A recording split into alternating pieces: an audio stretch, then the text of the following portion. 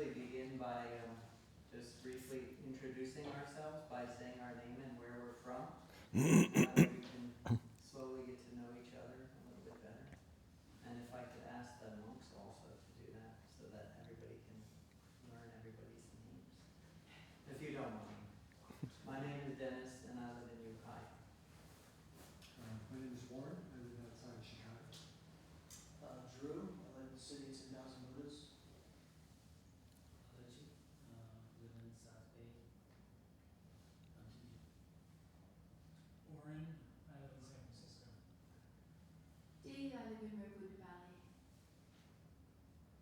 Oh, Isaiah, I live in Santa Rosa. Aditya, I live in San Diego.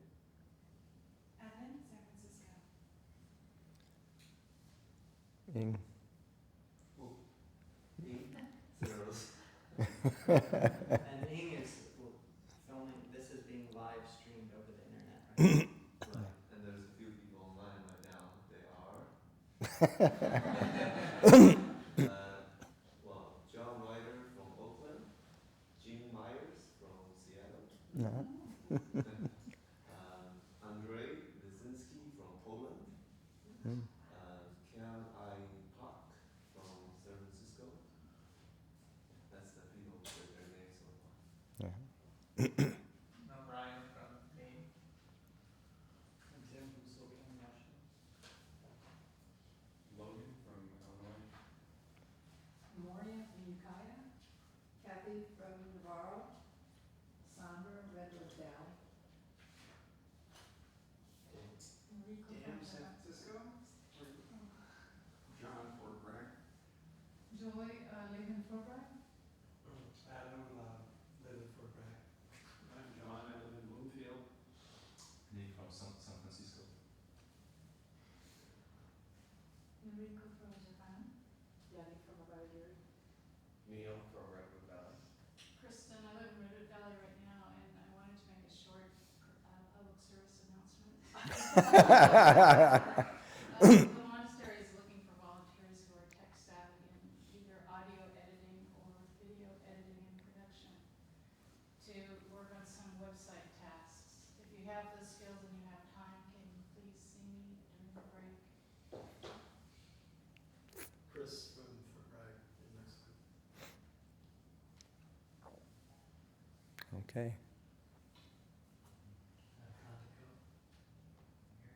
Katrana from here. Jody Poland. Okay.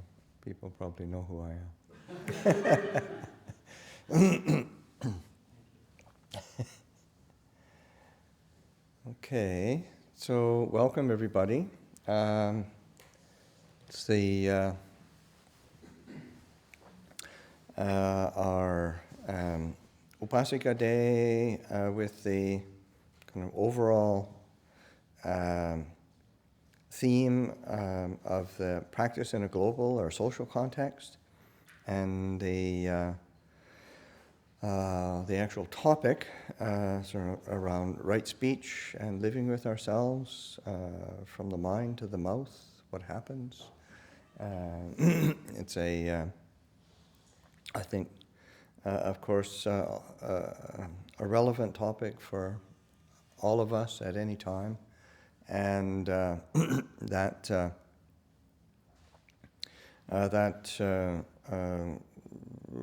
reflecting, investigating, working with our speech is really important, because it's usually our speech that gets us in trouble, and so that both in terms of training speech, but then also trying to bring it back to a deeper root into what's the process that generates speech, because that's say when the Buddha defines speech,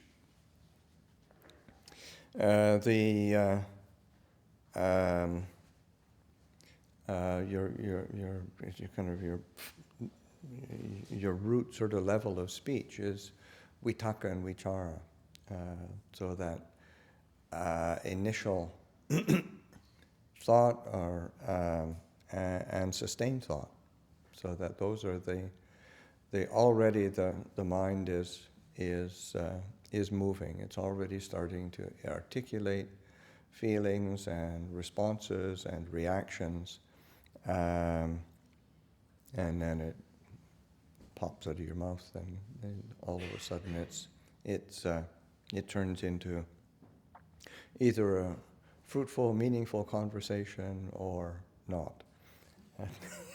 So that sense of that our internal processes are really important, essential to understand, but also by the opposite is true in the sense of by really reflecting on speech and the consequences of speech or the possibilities of speech, then we can be motivated to be reflective, restrained, composed within the heart, within the mind. So there's it works both ways, and being able to, and generally, it's helpful to have something tangible to be mindful of. It's like, mindfulness of the body is really important to cultivate because there's a tangible foundation for our establishing of mindfulness, and it helps us to cultivate a mind of clarity and attention. And so that taking something tangible, and it comes back to the internal quality of the mind itself. And similarly, with speech, by reflecting on the possibilities of speech or the difficulties that are possible, then it helps us to be establishing an understanding of our own volition and intention. So that being able to work with these internal and external aspects of our speech. I thought I would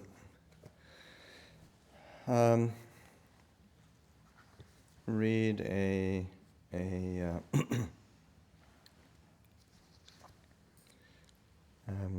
from the Sutta Nipata, which is it's the the third discourse in the third chapter of the Sutta Nipata, and it's actually the Subhasita Sutta, which is the sort of discourse on good words, good speech, and it starts with the Buddha giving the characteristics of speech that is well spoken, and then a monk makes a comment after, and he's the monk Wangisa is considered foremost in kind of spontaneous speech or spontaneous utterances of poetry. I might as well read the whole thing because I think it's quite useful. Thus have I heard. Once when the Buddha was staying in the Jeta Grove near Savatthi, he said to his monks, "Speech which has 4 characteristics is speech well spoken, blameless, and not censured by the wise. Namely, the speech of a monk who speaks only what is wholesome and not what is unwholesome, who speaks only what is worthy and not what is unworthy, who speaks only what is pleasant and not what is unpleasant, who speaks only what is truthful and not what is untruthful. Speech characterized by these four factors is well-spoken and not ill-spoken, blameless and not censured by the wise.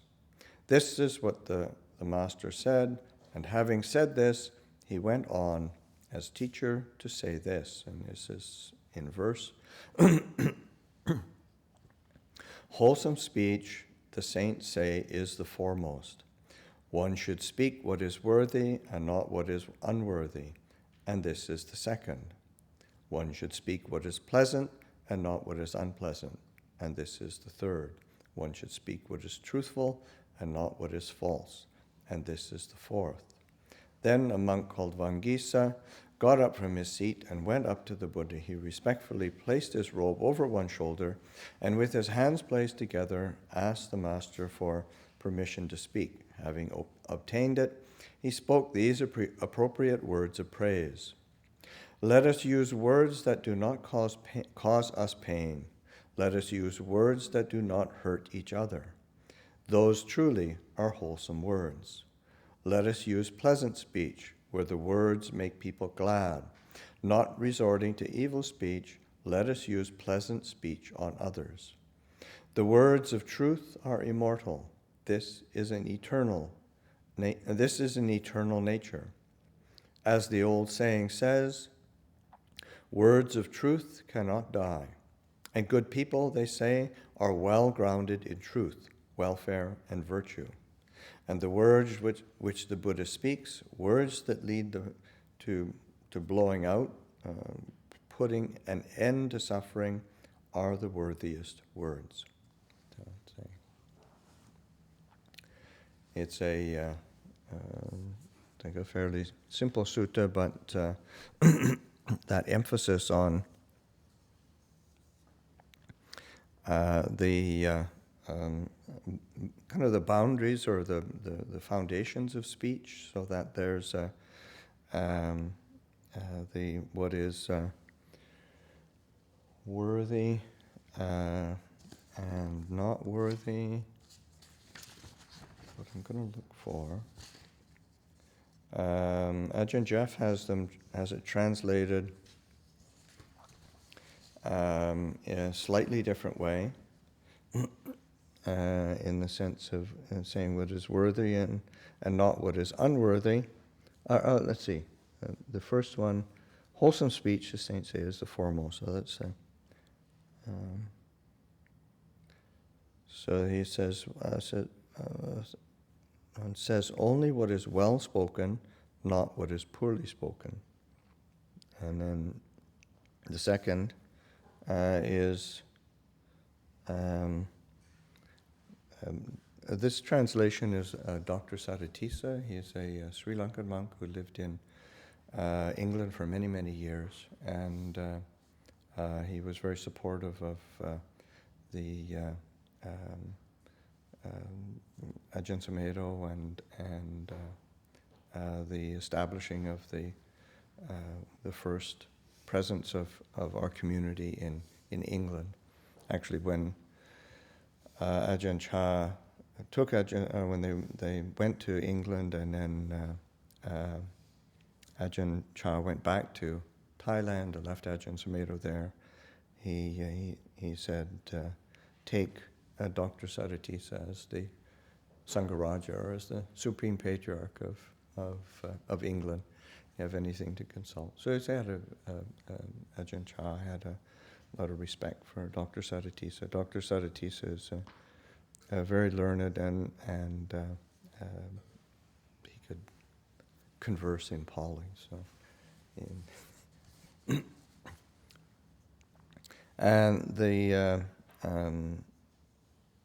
and he put a lot of effort into trying to make this translation, which is probably done in the 1970s.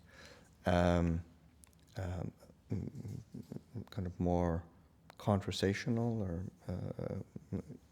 using common language.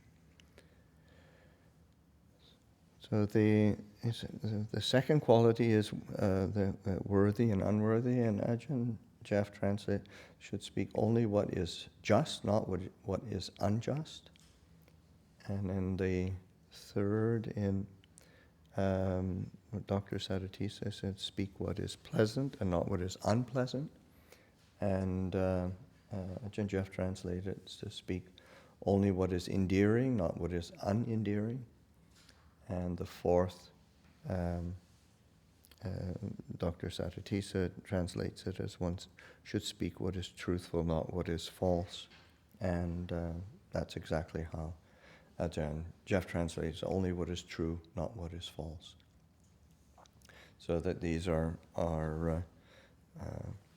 there are many suttas through the canon where the Buddha gives advice or encouragement in terms of speech, and that so that it's as if it's there's a common thread that runs through all the different discourses, but there's this is a fairly representative set of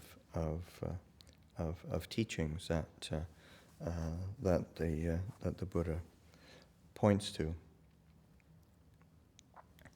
And another aspect of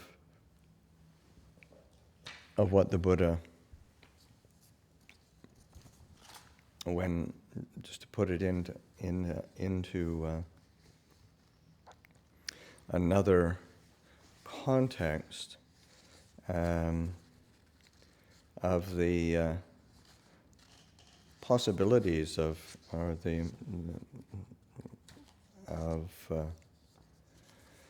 speech, and so what do we use speech for?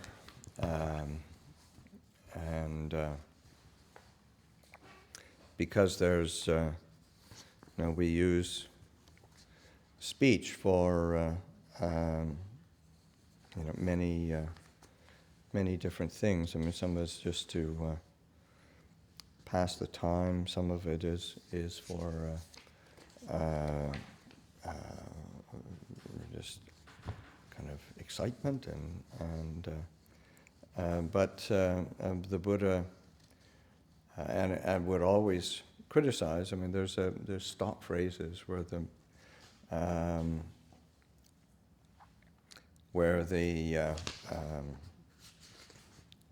monks are comes like there's one.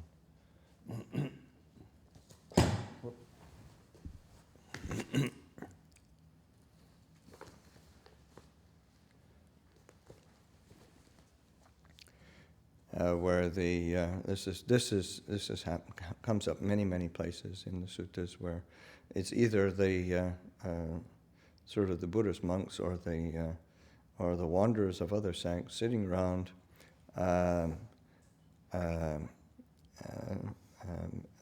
assembled together, engaging in various kinds of pointless talk.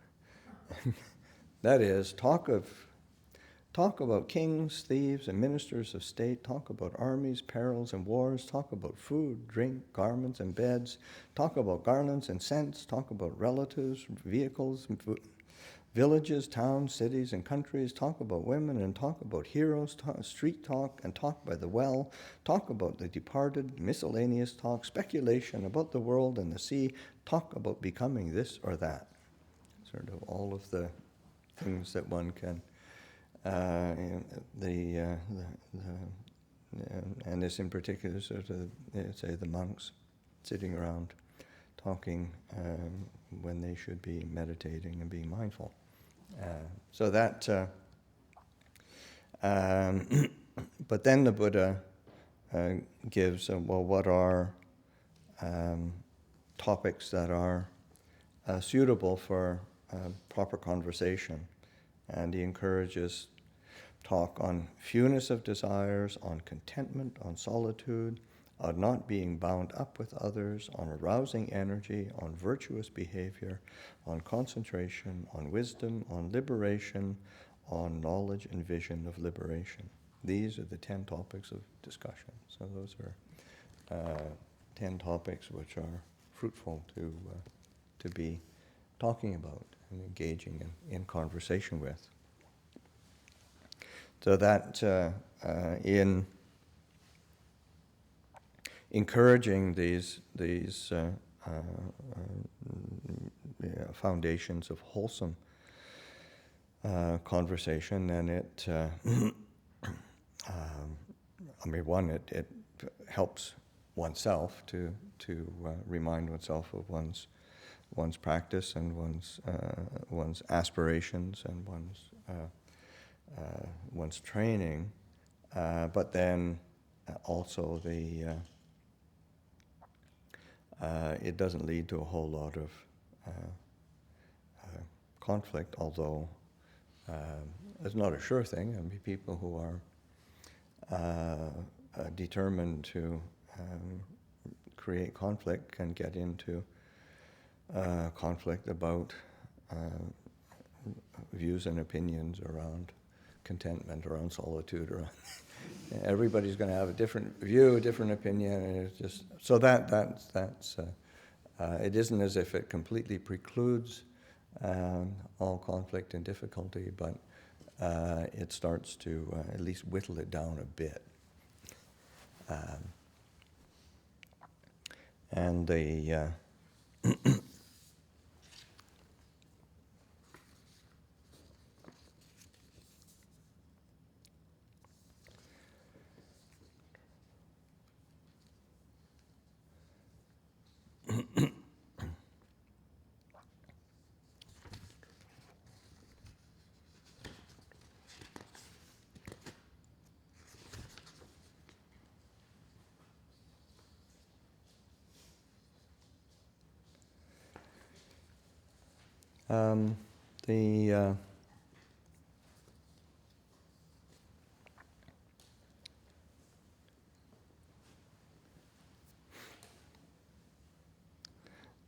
there's an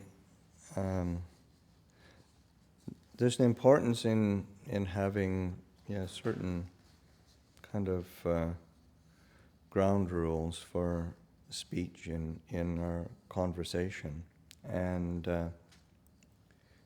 there's a good discourse that illustrates that,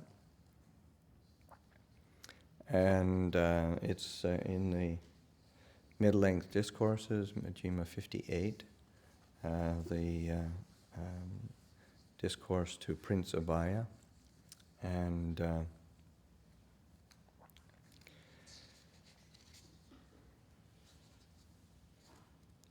there's a prince in the I think in Magadha, in Rajagaha, probably some relative of King Bimbisara. And the Prince Abhaya sort of asked the question. Well, I mean, there's a bit of a setup as well, in that one of the other leaders of another religious sect kind of egged on Prince Abhaya to ask the Buddha, would the Tathagata say or utter speech that was unwelcome and disagreeable to others, and then it's basically what he's saying is that it would give it's a way of catching the Buddha out and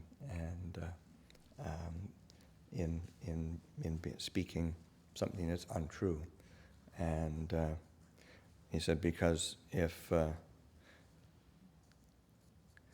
it's as if he, well, how's it saying?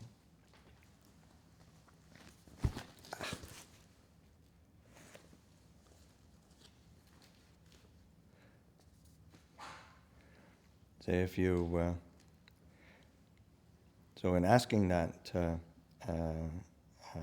question, I said, would the Tathagata utter speech that would be unwelcome and disagreeable to others? If the recluse Gotama, on being asked thus, answers that he would utter speech that it's unwelcome and disagreeable, then you could say, well, what's the difference between you and an ordinary person? An ordinary person is just like that. You're just an ordinary person. But then if he answers that he wouldn't utter speech that was unwelcome and disagreeable to others, then you could say to him, well, then you've said of Devadatta that he's destined for states of deprivation, destined for hell. Devadatta is incorrigible. Devadatta was angry and displeased with that speech of yours. So basically, it's like he said, he said, when the recluse Gotama has posed this two-horned question by you, he will not be able either to throw it up or gulp it down. And so he's going to catch him out on this question. So anyway, he goes ahead, asks the question, and then the Buddha said, Prince, there's no categorical yes or no answer to that. So then, well, okay, well, right here, this other sect is defeated, and the Buddha said, what? So then he told him a story, how it came about that he asked the question, and he said that now at that time a baby boy was lying face up in the prince's lap. So the Blessed One said to the prince, what do you think, Prince? If this young boy, through your own negligence or that of the nurse, were to take a stick or a piece of gravel into its mouth, what would you do? I would take it out, Lord. If I couldn't get it out right away, then holding its head in my left hand, crooking a finger in my right, I would take it out, even if it meant drawing blood. Why is that? Because I have sympathy for the young boy. And in the same way, Prince, in the case of words that the Tathagata knows to be unfactual, untrue, unbeneficial, that is not connected with the goal, unendearing and disagreeable to others, he does not say them. So then what the Buddha does is go through all these different categories and the variations on them, so that, okay, it's untrue, unbeneficial, and disagreeable. That's those three. So he wouldn't say that. And then if it's factual, but it's unbeneficial and disagreeable, he doesn't say that. So, but in the case of words, the Buddha knows it to be true, it's beneficial, it is beneficial, but it's disagreeable to others, then he has a sense of the proper time for saying it. And then in the case that it's unfactual, it's untrue, unbeneficial, but it's agreeable, he doesn't say that. If it's true, but it's unbeneficial, but it's still agreeable, he doesn't say it. And in the case where it's true, it's beneficial, it's agreeable, again, he has a sense of the proper time for saying it. So why is that? Because the Tathagata has sympathy for living beings. So it's a sense of compassion and sympathy. So those are our three characteristics. And to put you thinking in terms of ground rules for, okay, how do we approach speech? How do we gauge it for ourselves? Those are good ground rules in the sense of true or false, beneficial or unbeneficial, agreeable or disagreeable. And those those are standards that the Buddha himself used, and it's a helpful standard.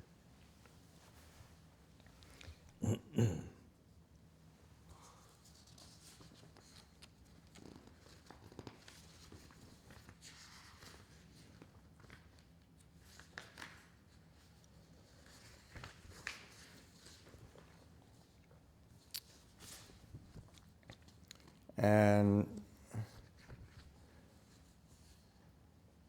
there's a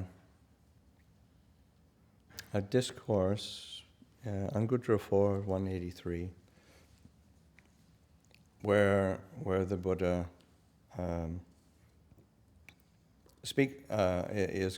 he's asked by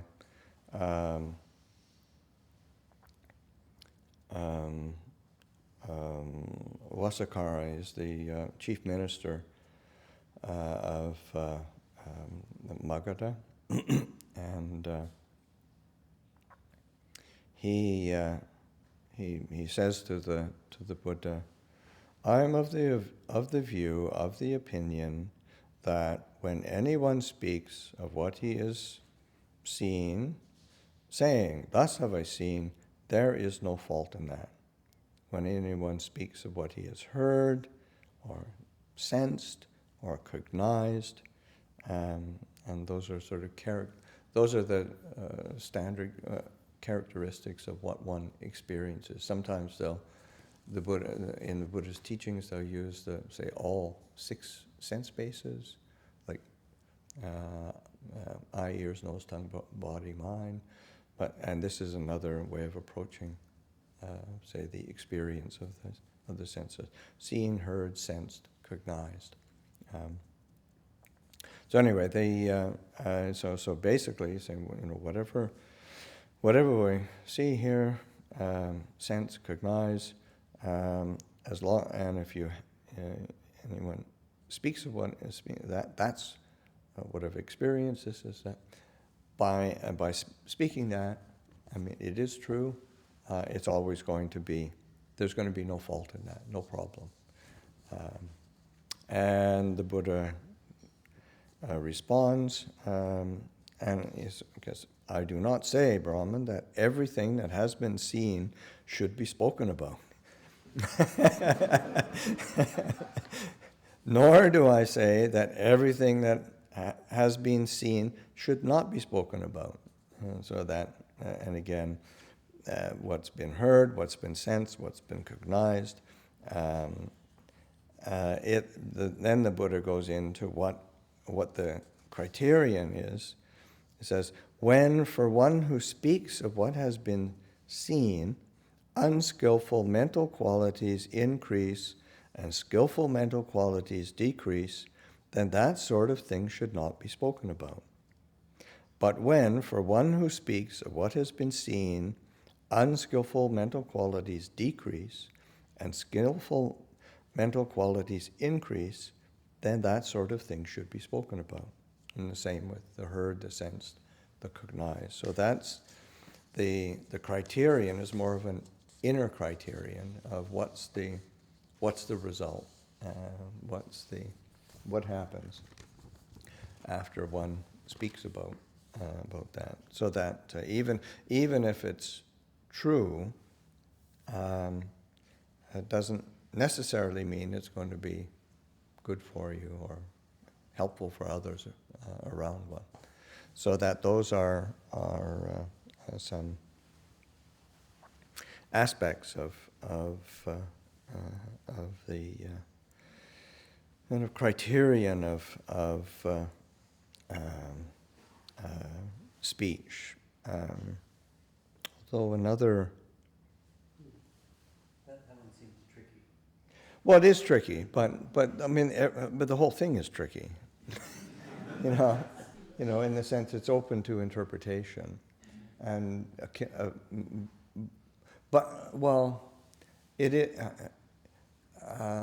it's open to interpretation by our defilements,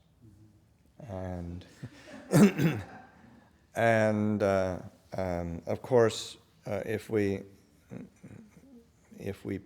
really paid attention, to what, in the sense that those kusala, because this is unskillful and skillful are referring to kusala and akusala. And those are actually quite, clear, fairly stringent standards for measuring what experience is. Of course, the mind goes off its rails quite easily because it's, say that, it's something that's akusala is always going to be having some kind of dukkha involved, some kind of greed, hatred, and delusion, some kind of quality of being clouded, agitated. Those are the nature of that, as opposed to kusala is intrinsically clear, steady, associated with non-greed, non-hatred, non-delusion, leading to happiness and understanding. So. And see, there's like, in terms of like, that speech in terms of how it affects your mind, but also how it affects the other. Yeah, Like yeah. you might think you're being skillful and pleasant and Oh, happy, but you're oh yeah. everybody. Oh yeah, yeah. No, it's that's why I think that in terms of especially around speech, it's why living. It's like the discourse on how does one gauge what somebody else's virtue.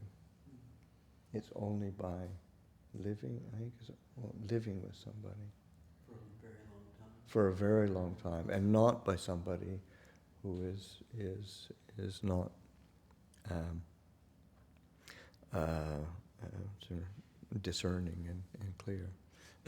So it's not how things usually appear. Sort of, it's like that first thought, right thought idea.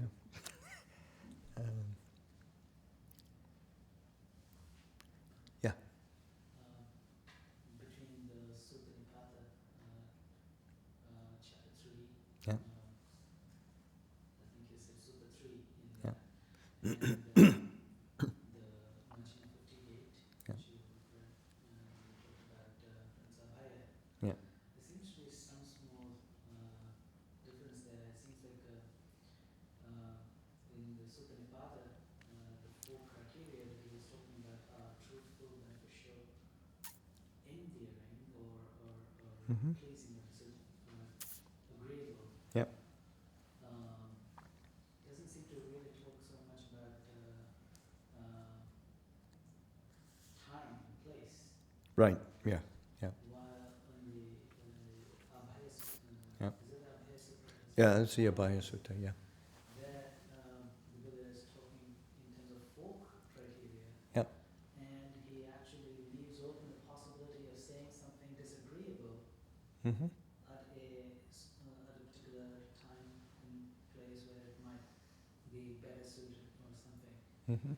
which the Sutta Nipata doesn't seem to allow for or something. So Mhm. it seems like when he said, maybe he was really lucky to say the things that are very pleasing to everybody or something. Can you help us understand? Because in normal life, I'm sure always happens that we have to say something that's disagreeable. Yeah. Well, I think one of the things is to come back and reflect on the fact that the collection of the Buddha's teachings that we have are oral teachings taken from different situations to different people at different times. So you got 45 years of the Buddha giving teachings to different people in different circumstances, and they're not always going to jive, which I think is a strength in the sense that because if you're looking for one comprehensive teaching, then you're going to be disappointed about anything. But if you take the Buddha's teachings as an opportunity to sort of pay attention to, well, what might have been the circumstances at that time? Who might have been the persons? Because and even it isn't as if the Buddha is infallible either. Can he give a comprehensive teaching every time he opens his mouth? I doubt it. Did he even want to try? So that those are aspects of realizing. This is a kind of like a real life teacher teaching in real life situations, and the Buddha, gave it his best shot every time, but it's always going to be dependent on circumstances, dependent on the audience. He's going to be responding intuitively to what might be useful for a particular person at a particular time. So there's all of these different criterion are going to make the teachings quite different. And to me, it gives a real richness of flavor to the whole kind of canon, and to me it gives a lot of encouragement. It's sort of, okay, what did the Buddha say in such and such a circumstance? How did it work with that? It also seems like in the Abhayagiri Sutta, it seems like he kind of had a sense that he's going to be put on the spot with this issue of disagreeable speech versus agreeable speech. Yeah. While in the case of the Sutta Nipata, he was giving a general teaching. Yeah. It seems like that. Yeah. Yeah. So in general, to the extent possible, we should try to speak. Yeah. Yeah. That's a good perspective. Neil. Also, I wonder, with regard to his question, and the difference I note between those two suttas is that, like you said, the first one is general and is sort of, this is, these are sort of, I hate to say rules, but I'm grappling for the right word, for everybody. Yeah. Whereas the second one, the Buddha was responding as to what he would do. Right. And I think Yeah. he's sort of maybe giving himself a little more credit for being able to discern in a more nuanced way. Right. Yeah. No, these are all great reflections. Yeah. And as many things with the practice of Buddhism, it seems like if you become a monk or if you live a more simple life, it would be easier to speak right speech than a household with somebody. Sometimes. In an ideal world, that might be true. But, I'll keep my mouth quiet. No, there's a real variety of but certainly the encouragement, in a monastery is to be cautious, or to be training with speech, and unskillful speech is a lot more. I say, it's really noticeable, and it really kind of is. It really stands out when in the monastery. But also just those aspects of knowing the right time. That's why Ajahn Chah giving encouragement or instruction into to the monks that if you're going to admonish somebody, even if it's true and correct and you've got a good intention, don't do it before the meal.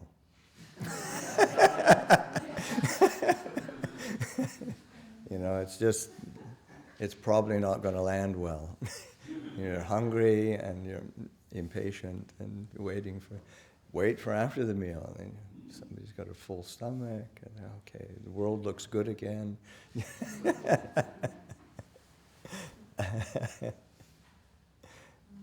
reminded of a story that I think Ajahn Sumedho was saying that there was a monk in, I don't know whether it was Natchak or something like that, very misbehaved monk, and I think he brought it up in one of the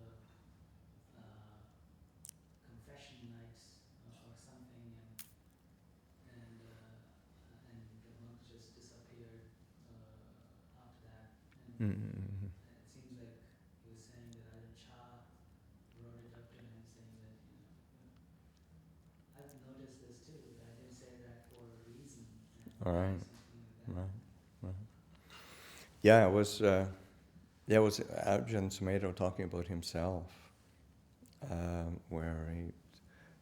Ajahn Chah wasn't there, and Ajahn Sumedho took the opportunity to bring up the unskillful actions and speech of this other monk, and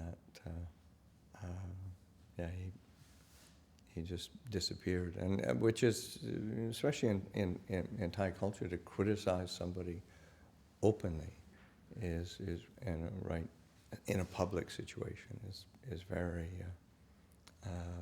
is, how do you say, a great sense of shame or feeling of so then the monk really felt he couldn't be in that place, and he left the monastery. So that it wasn't as if his actions were, say, the monk's actions weren't worthy of admonition, but Ajahn Chah was waiting for the right occasion, right circumstance, until he had his trust and then be able to do that. So that and Ajahn Chah was somebody who was generally very, very, very skillful in his use of speech, which didn't mean that he'd sometimes blast you, but it was usually quite the timing was right and the circumstances were right. Didn't he have a phrase when he responded to Ajahn Sumedho, right in the truth, but wrong in the Dhamma, or something like that? Something like that, yes, yeah. Yeah, and it's actually an aspect that it applied to other circumstances as well, where that's, it's right, but it's not true. It's true, but it's not right. So that those are, sometimes you take some real discernment to get them to really line up so that things are both right and true. Isn't there also a story of like Ajahn Chah wanted to say something to another senior monk, but he waited until the right time, and it was like, waited years to tell him, and then when he finally did, the monk was received it very well. You know that story? I have a vague recollection. Ajahn Ajahn Amaro, I think it was, wasn't it Ajahn Amaro? Probably told that story. Yeah, about himself, wasn't it? Yeah. 3.5 years, I think. Yeah.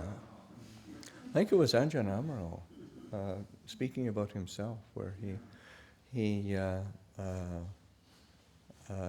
an issue with somebody, another senior monk, and it really, but it was still, it was hard to talk about, And so he refrained until he felt that it was right, until he felt that he could speak with some clarity and not that emotion behind it. And yeah, he waited like 3.5 years to say something. And when he did say it, then it was received very, very well.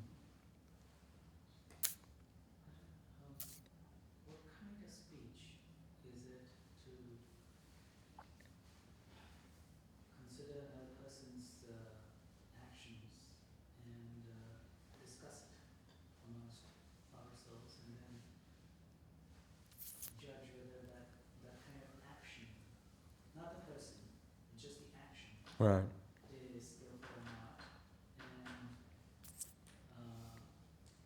because it seems like that kind of stuff was done quite often Mm-hmm. in the Buddha's time by many of the monks. They would Mm-hmm. come to know that somebody has got to say a wrong view or Mm-hmm. is doing something stupid or something, and they would go and report it to the Buddha after having discussed it amongst themselves. Yeah. Yeah.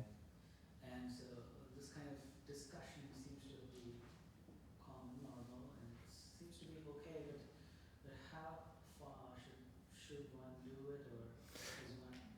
Well, I mean, I think that...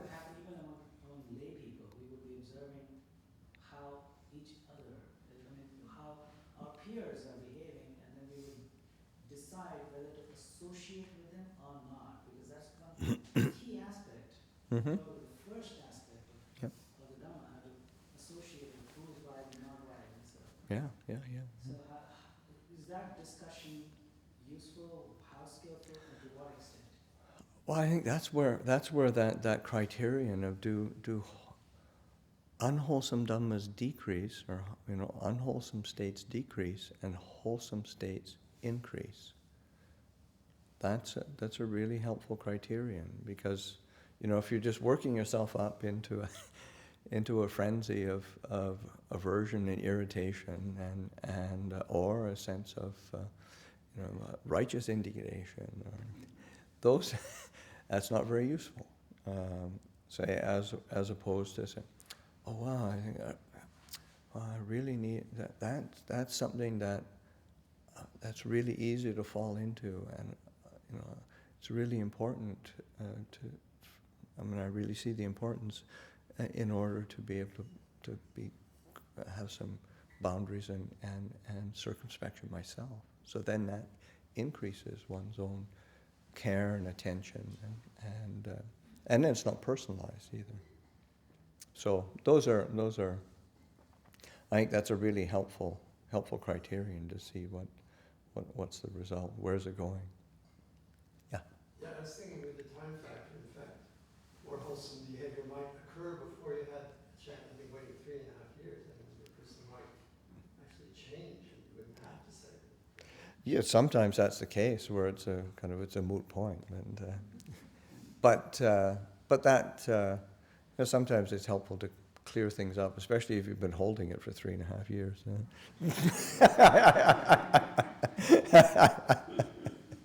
We do. We lock people in with our perceptions, so that and to acknowledge that and find ways to be able to clear that.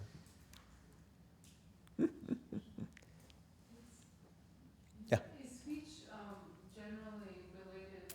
You mentioned thought and the six sense doors.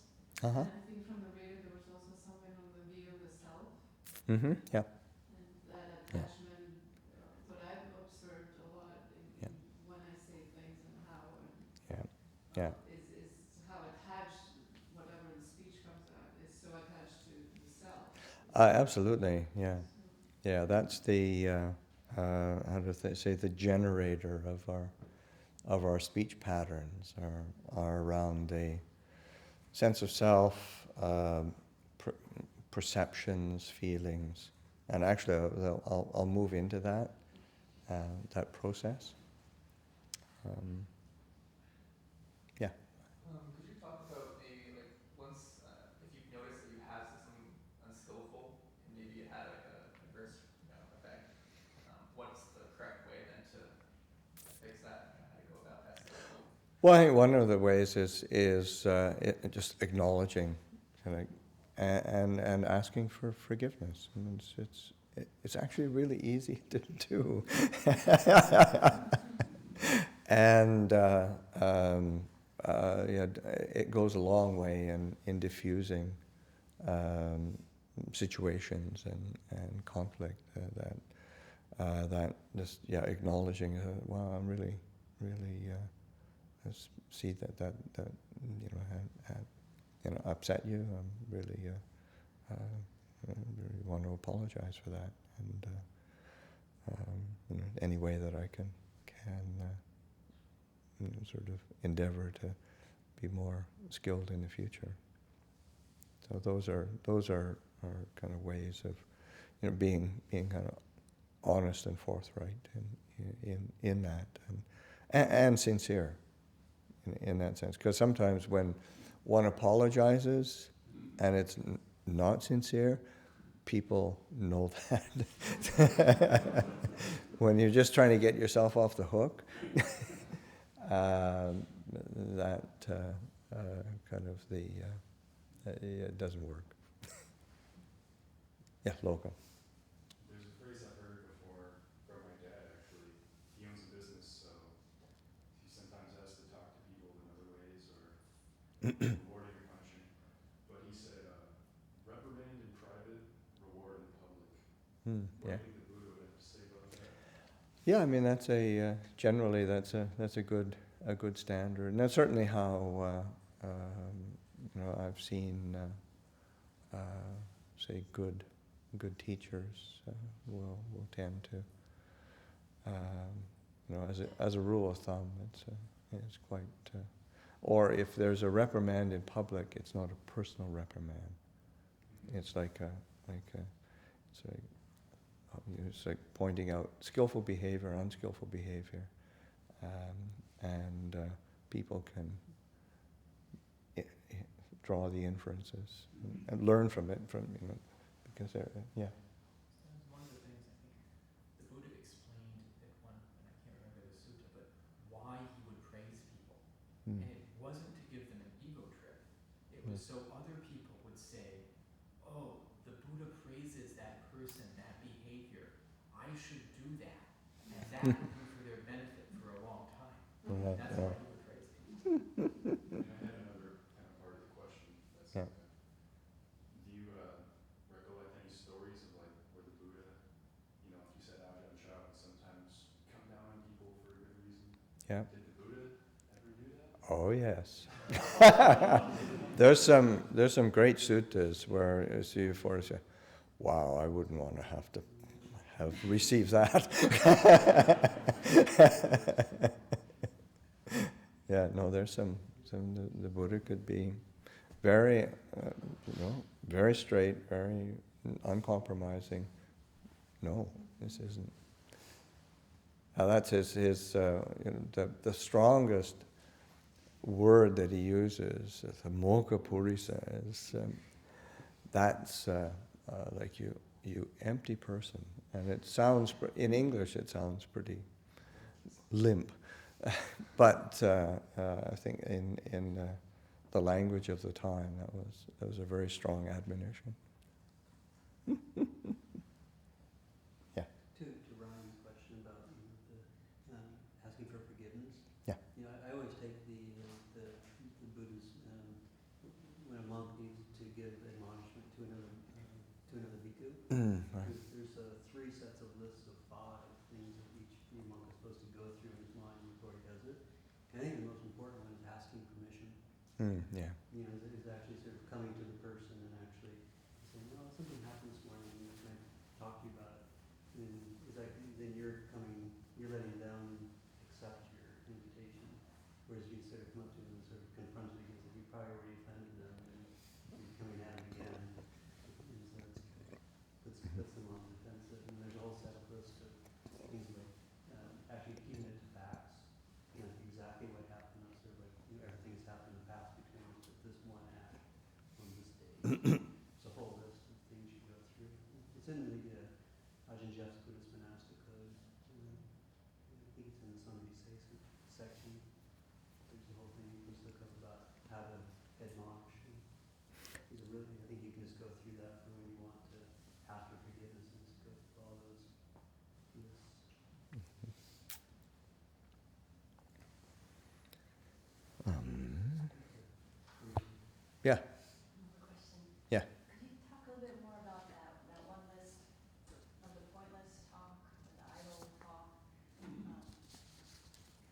Uh-huh. Because it lit a light bulb for me when it had a list, but it said, use this list use speech to remind you of your practice. Oh, the speech to, where was that? Would you mind telling us what sutta that was? If I can find it, I will. I've got...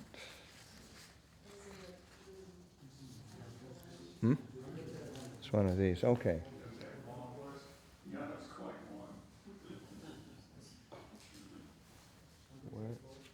Which one? The subjects for 4183. Okay, yeah, you've got it. I'm good for 4183. I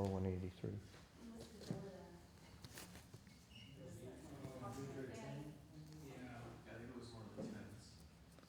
All right. The 10 subjects. 1069. Yep. Anguttara 1069. Topic of discussion. So it's the talk on fewness of desires, talk on contentment, talk on solitude, on not being bound up with others, talk on arousing energy and virtuous behavior, on concentration, on wisdom, on liberation, on knowledge and vision of liberation. So those are good topics to be speaking about. Can you please tell us the list of the unskillful topics? Sure.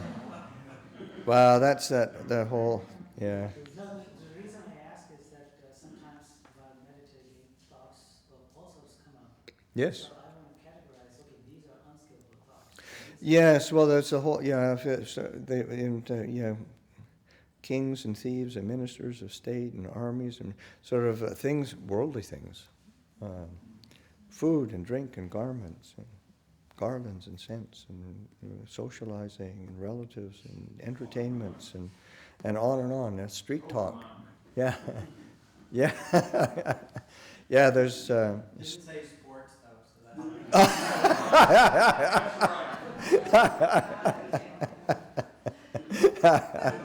Didn't say the weather.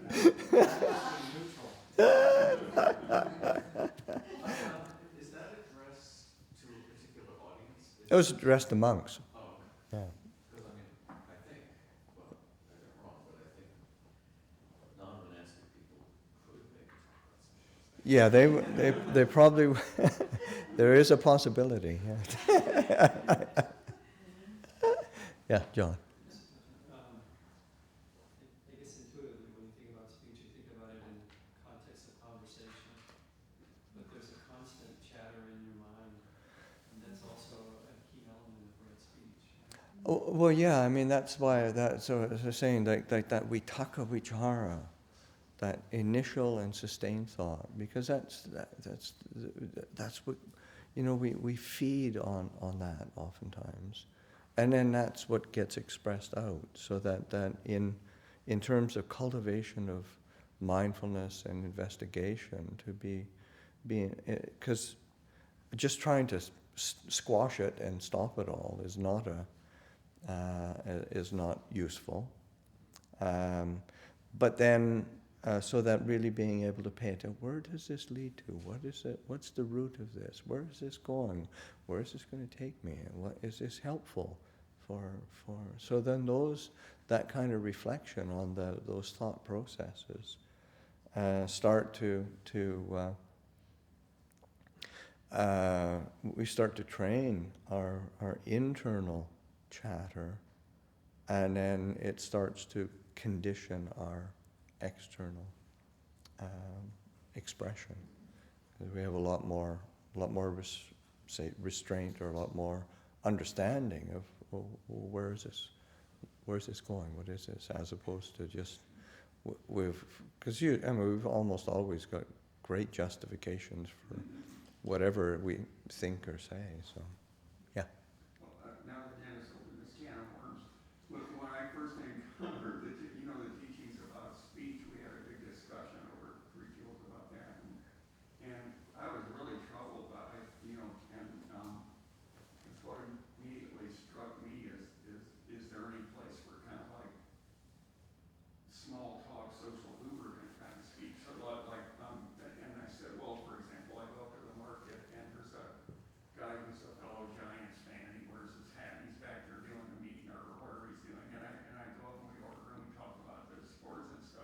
Yeah. it's kind of like idle talk, right? Can you only talk about, so. Yeah, I mean, there's that reality of, when I go down to the work site and talk with our contractors, I mean, I don't talk about I mean, if they ask me, I talk about some, about Dhamma themes, but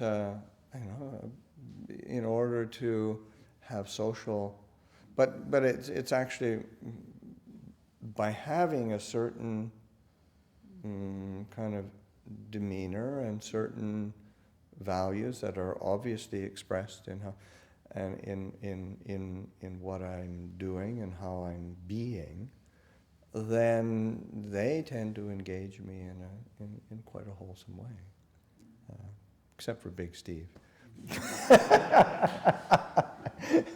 Although he's probably incredibly restrained here.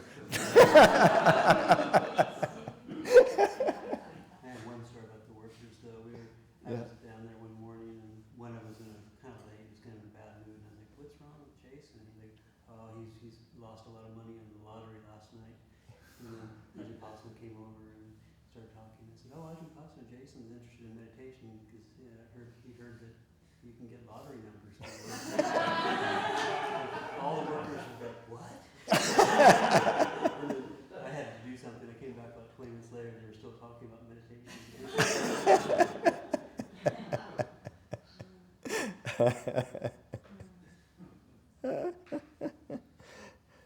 Okay. The ball of honey. This is one of the assigned readings, and this is really one of the very important sutta in the canon. Of course, they all are, but this is, to me anyway, this is a really important one. And there's in the Ajahn Jeff's translation and in the Access to Insight, he gives a very good introduction to the sutta, because the Buddha is the sutta that starts with the Buddha having a quiet meditation day in the forest, and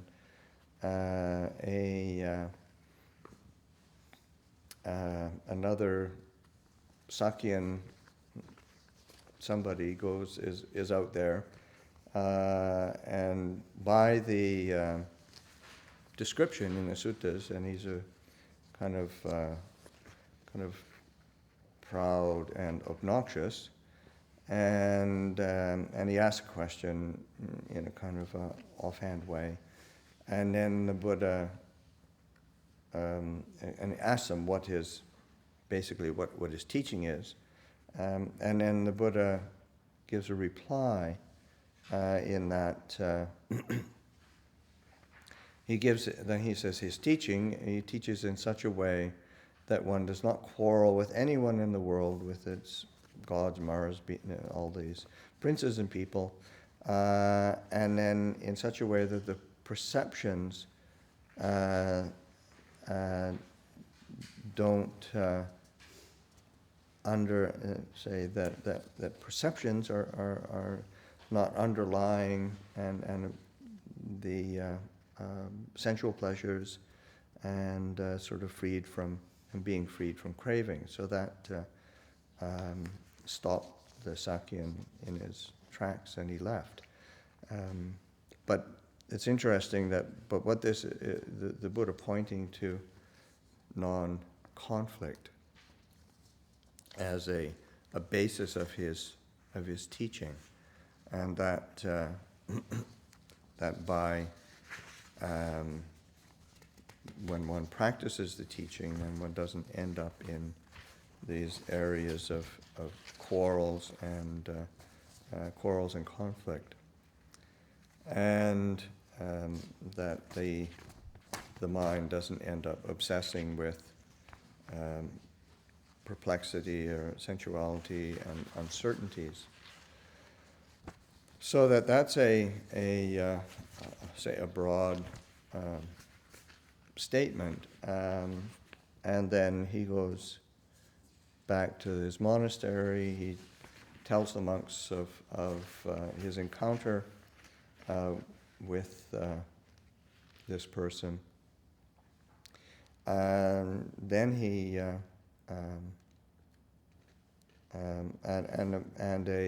a monk actually asked him, how is it that these perceptions will no longer underlie the Blessed One or one who practices, and then the Buddha points to, he says, as to the source through which perceptions and notions born of mental proliferation beset one, then if there's nothing there to delight in, welcome, and hold to, then that's the end of underlying tendencies to desire, to aversion, to views, and to doubts, and that is the end of quarrels and brawls and disputes, recriminations, malicious words, and false speech. Here, these unwholesome states cease without remainder, and that's and he leaves it at that, and goes back to his dwelling place, and then the monks start talking. What was all that about? And what does that mean? And then they decide to go and talk with Venerable Bhikkhu, who's the foremost in explaining at length teachings that have been given in brief. So then they go and ask him for clarification, and Mahakachana then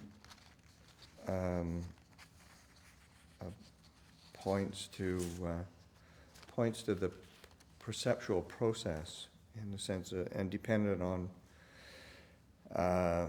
how eye consciousness, so dependent on eye informs, eye consciousness arises. The meeting of the three is contact. With contact as a requisite condition, there is feeling. What one feels, one perceives, and that is, that one labels it in the mind. What one perceives, one thinks about. What one thinks about, one objectifies. Based on what a person objectifies, the perceptions and categories of objectification assail him or her with regard to past, present, and future forms cognizable via the eye. And then he goes through the whole sense bases, ear, nose, tongue, body, and the mind, and pointing to this process of how we experience the sense bases and then proliferate from that. And that's there's an important aspect of that, and Joy pointed to that in the sense of the because there's a point in the process where we have our senses, there's sense contact, there's feelings, there's perception, but then there's the feeling of me perceiving, and then what one perceives, one thinks about, and it ceases to be, and then say what one thinks about, one then objectifies or proliferates around, and that's where it gets problematic, and so that simple step where we, all of a sudden, we are, we're within the realm of sense experience, quite pure experience, sight, sound, smell, taste. Then there's feeling, and then there's an association, and then the whole feeling of I starts to arise, and that's where that is where one is beset, right? Because one, rather than being say just a person who is experiencing, one is then being experienced upon.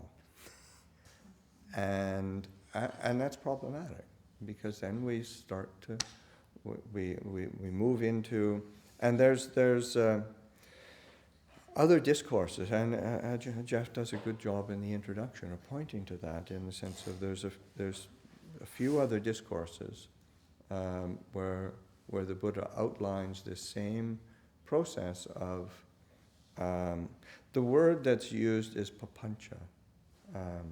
And Ajahn Jeff himself uses the word objectification, which is in your, like that's, I then make something an object, and I separate myself. It's not, it's sort of me, there's me inside, and then there's the experience outside, and it's objectified.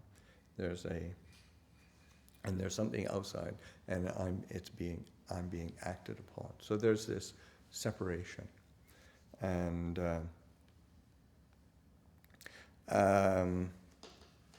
the PTS Polytext Society dictionary immediately sort of, in its definition of papancha, immediately sort of says, this meaning is uncertain. So I mean, it's quite good, because that doesn't happen that often in the dictionary, or in any dictionary. But there's the how do you say, the nature of the etymology has the feeling, or of expansion, diffuseness, manifoldness. So that's an aspect. And then they also, in the dictionary, they use something. It's like a obsession, where the mind can get obsessed with something. Bhikkhu Bodhi uses the word proliferation. Also, Bhikkhu Nyanananda, who is a good scholar, and he's written a great, that's a long time ago, 40 years ago probably, on this whole subject of mental proliferation, and using this discourse as one of his jumping off point. So proliferation is a good word, and Ajahn Jeff, objectification, Jnanamoli, diversification is a way, just to sort of, it starts spreading out, diversification, and there's a Bhikkhu Bodhi also translate, because there's papancha, but there's also nipapancha, which sort of without papancha. As these are characteristics of a great being, and he translates that, say, like nipapancha, one without papancha, as without complication. So that's so how we complicate things is also a good extrapolation of that word papancha. So taking these experience of complication, proliferation, and recognizing that that's where we get into the realm of justification of our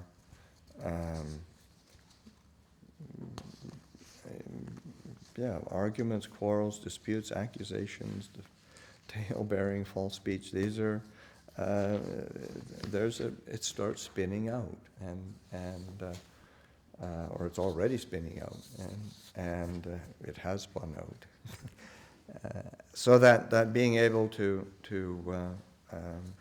recognize that in order to be able to say, okay, this is spinning out. What do? We can come back to our experience of the senses again. There's sight, sound, smell, taste, touch, and just paying attention to that process where we're not being pulled out of the realm of the senses. Doesn't mean we don't experience anything, but we're not complicating it. We're not objectifying it. We're not proliferating from that. So then it's just what it is. So that gives us the opportunity to undermine the various habits that we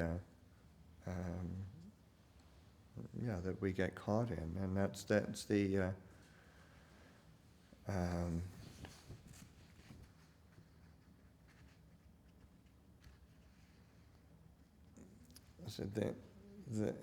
how the Buddha himself stated it. Say, if with regard to the cause, whereby the perceptions and categories of objectification assail a person, there's nothing there to relish, welcome, or remain fastened to, then that is the end of the obsessions of passion, obsessions of resistance, obsessions of views, obsessions of uncertainty, obsessions of conceit, obsessions of passion for becoming, and the obsessions of ignorance. And those are all, say underlying defilements that take us to dukkha. So that, and when that ceases, then the whole arguments, quarrels, disputes, accusations, that all ends, that all ceases without remainder. So the internal process that we need to be attending to in order to be recognizing, well, where is this speech going? And speech, when I say the internal, inner dialogue, that internal, because we've always got this kind of commentary going on, and to question it, because we just because it's always there, we assume its primacy. We assume it's as though that's how it's always going to be. That's the state of reality. Yeah. I've always wondered that, the deliberate following of Buddha to shut down these voices or brains, imaginations, versus just sitting. Mm-hmm. And then they would go away more from sitting, perhaps, than deliberate. Well, I mean, there has to be some kind of, because sometimes, like, just sitting, ends up with us just sitting there and thinking, sitting there and proliferating, sitting there and or just sort of um, kind of that waiting for Godot,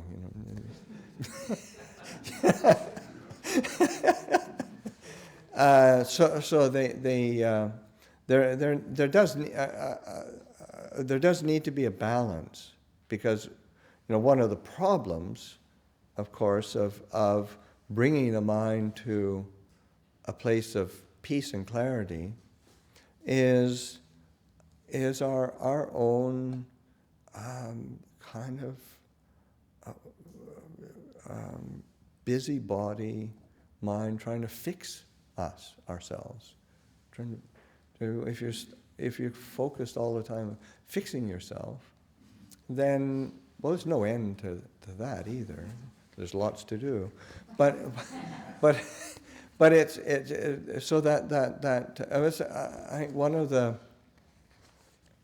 Ajahn Chah's instructions that really resonated with me, I said, because he has such a facility for being able to kind of cut to the chase and make things simple.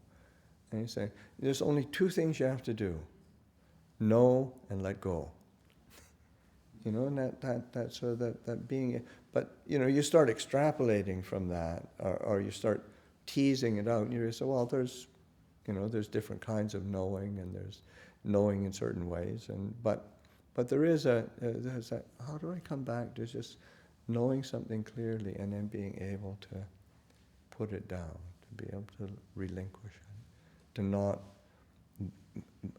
bite into that delicious taste of proliferation and complication. Because there's a certain gratification that we get by we're buying into the complication, even though we feel beset by it. We're suckers for it.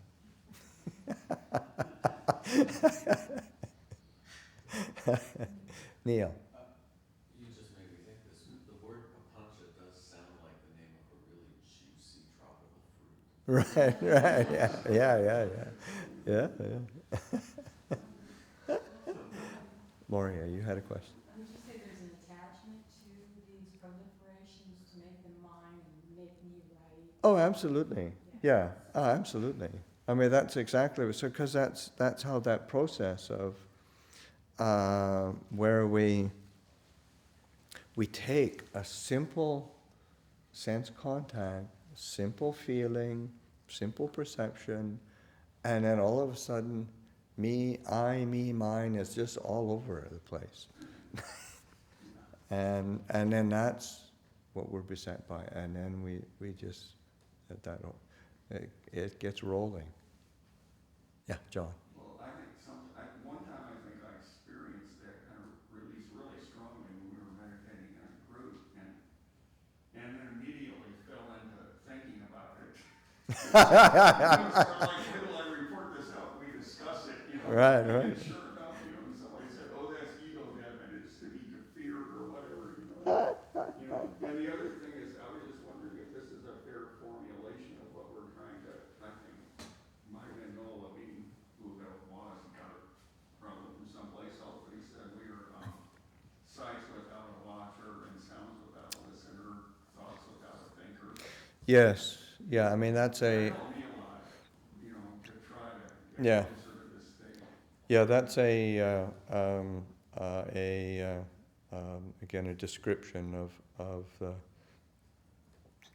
kind of the goal really, and that not building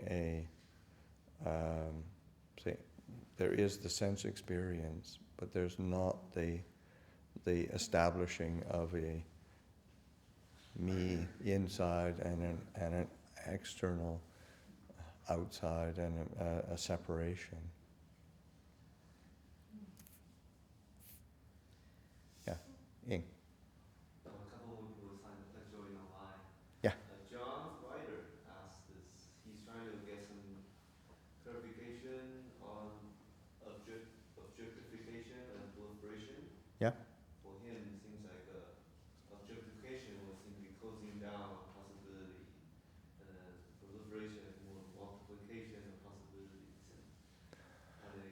Well, I mean, I think one of the things is these are all attempts to translate, say, a word or a concept that the Buddha is giving, and each will have their nuances, so that, say, proliferation has a sense of, it's just sort of going on and on. Objectification has this sense of sort of separation and solidifying, but I mean, it does have as long as you're objectifying, then you're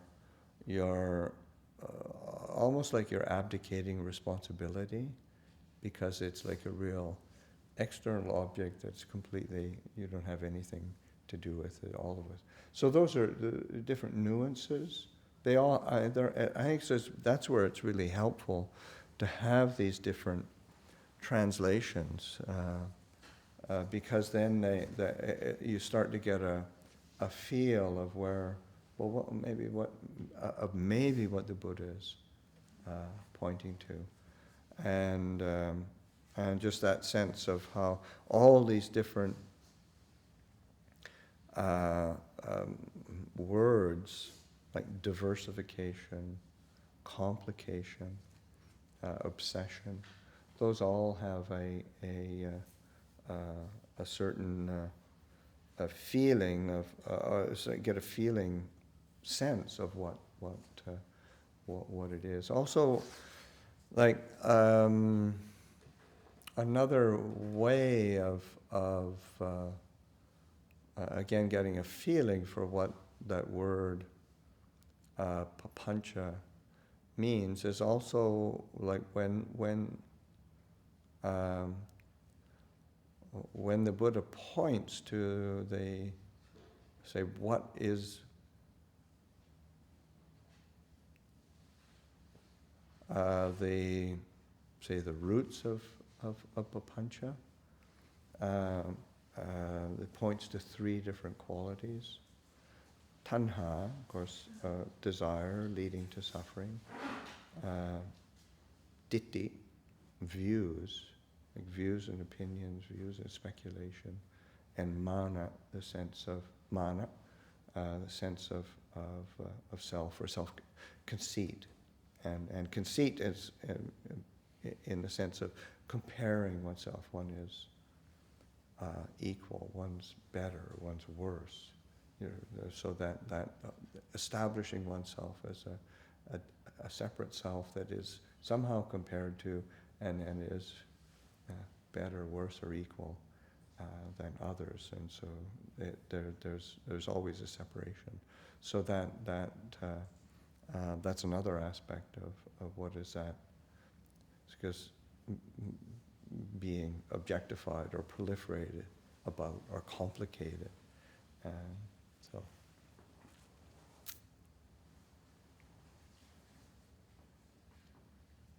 Okay.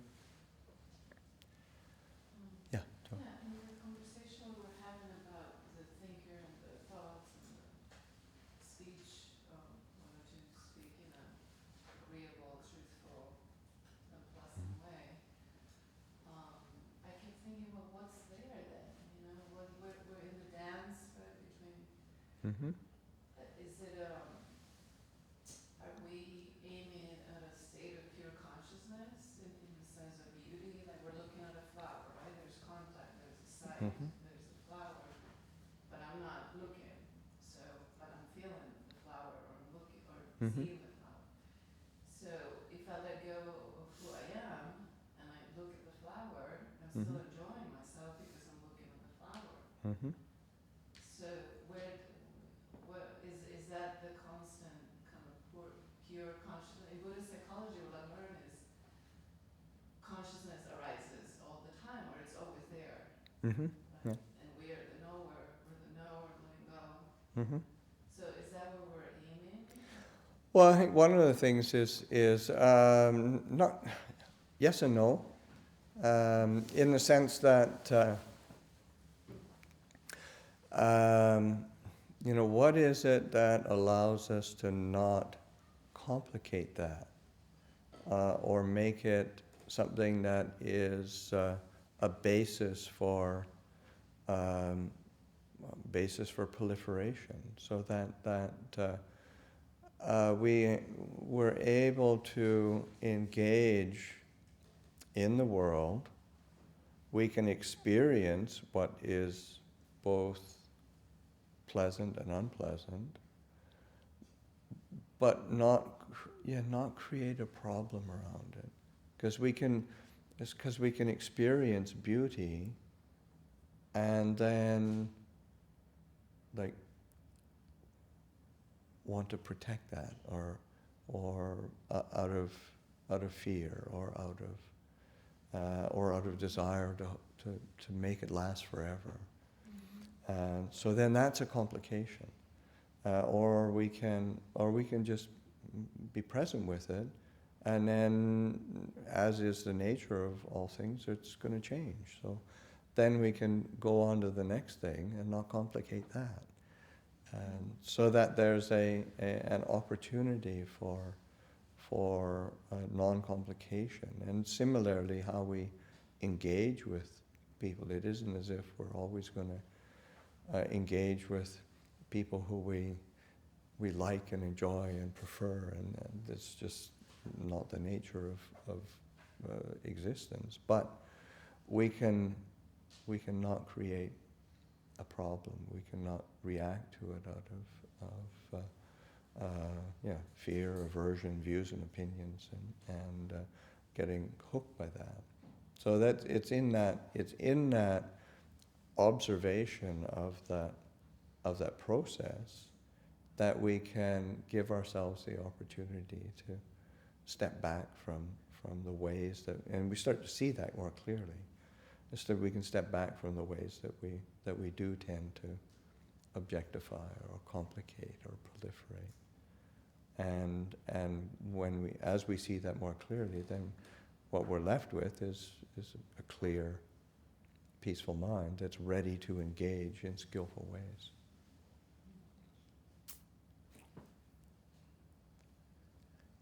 Yeah, Balaji. I had maybe a thought, maybe you can comment on that. I was trying to link this with the earlier passage you read after that, kind of speech that would lead to skillful states of mind, and Mm-hmm. the production of unskillful states of mind. And I was considering, for example, when we meditate, one of the themes of meditation is the 32 parts of the body. Mm-hmm. These are disgusting parts, you can think of them as the disgusting parts of the body, the hair, the head, the hair, the body, and all that. Often the way we, or at least the way I meditate usually, is to picture these in the mind, Mm-hmm. and the thought of the look of that is disgusting enough for me to have a sense of revulsion towards attachment towards those the parts of the body and so forth. So it seems like that's also a kind of papancha, but it's a skillful papancha in itself, because probably it's leading to skillful states of mind and the reduction of unskillful states of mind. Is that And that's exactly how it's to be used, in that sense of you're lifting up an object, which is of course again that vitaka vichara. You're lifting up an object into the mind. You're sustaining the attention on that, but then you have to pay attention. Well, what's the result? So that do wholesome dhammas increase and unwholesome dhammas decrease. So then, that's why the Buddha has these multiple different objects of investigation and perception, in order to give us some flexibility, because at different times we're going to need different objects to help us lift up the mind to what's wholesome and skillful. Like one of the teachings that he gave. Gosh, I always forget what they called it. But it's the like four meditation objects that are say like Guided meditations. guardians. Thank you. The four guardian meditations. So that those are protective meditations. So that two of them are really inspiring to the mind. So like recollection of the Buddha, loving kindness, those really brighten the mind, and then two are recollection of death, recollection of the body, and those are more like okay, let's hold back here and keep things in bounds, or they're sobering recollections. So, but they're guardians. They're guardians in the sense that you have to learn how to apply them properly. Let's have a break. And it's 2:45 right now. Come back at 3 o'clock. Okay.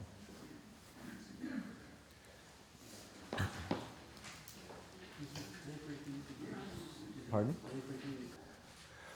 Okay, so we'll continue with the second session. We want to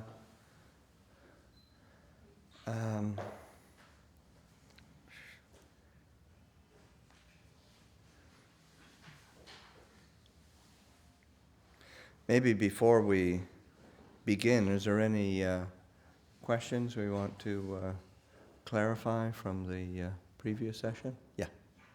Thank you. I have two questions actually. Yeah. One is about, as a layperson, talking about war, Mm-hmm. politics, and all that Mm-hmm. is pretty common. Mm-hmm. Yeah. So one question I have is around, well, maybe there's a way to have wholesome intentions around those topics of speech. Mm-hmm. Yeah. So that's one of my questions. And then the other one is about practicing with I'll just call it the chain that was just talked about in that last sutta. Oh, right. It goes to covetousness from thinking, and I am the thinker, and Yeah. covetousness and holding on. And for me, for example, recently I was looking for work, Yep. and I would notice myself, oh, I hope I get that job. Yep. So, and for me, I was using more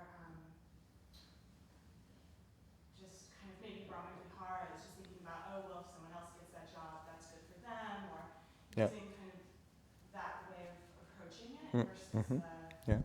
knowing and letting go Yeah. that you were talking about. So Yeah.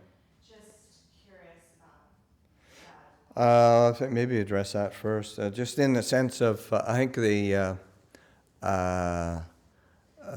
helpful criterion is that increase of wholesome dhammas, decrease of unwholesome dhammas, so that I think you really any skillful means is fair game. In that sense of because to have to idealize what equanimity would be, as if you wouldn't have any kind of feelings or reactions, is really not realistic. And but what we can be doing is bringing up just skillful reflections, and then how does that land? Where does that go? So then you keep watching that process of what happens with that sense contact, the feeling, perceptions that arise, and then you keep adjusting it. So it's part of the ongoing process that you're using as a basis of investigation, and then you're dropping seeds in and seeing what lands and what doesn't land, and that's how we gain skill. In that sense, it's only through experience. It's not really through. You can read all the books you want or hear all the teachings, but it isn't until we really put it into practice ourselves and see what works for us, And then what worked last time doesn't necessarily mean it's going to work this time. So there's a certain flexibility and interest in experimenting, or interest in trying different things out. That's really a part of practice. There's like a curiosity that's there, rather than looking for a fixed pattern or certainty, because that's always going to be frustrating. And then, yeah, I mean, talk of war and war and politics. You know, those are you know, I don't even want to imagine what it's like out there now. But you know, it's hard to not be in circumstances where it's being, and I think that's where having a real clarity around right speech, skillful speech, is really helpful, in the sense of, is there some contribution I can make that will help this to go in a positive way? Because you know, there's any number of ways that one can get swept up in the you know, righteous indignation or frustration or aversion and opinions that we all have, and positions that we all take, and biases that we all have. But are there ways that we can be contributing that would be beneficial, that would be helpful to steer it into a wholesome way? And if there isn't, then sometimes you have to cut your losses and pull back in some polite way. Otherwise, it leaves the mind just ragged and frustrated. Yeah, John. I think that's one of the greatest challenges of right speech, is when you know something is wrong, it's right in your face. Yeah. You just kind of Yeah. And because even if it is absolutely and categorically wrong, it doesn't mean whatever you say has any effect. So, so it's it's you know, which doesn't mean one shouldn't try, or at least consider how you know, is there some positive contribution that I can make?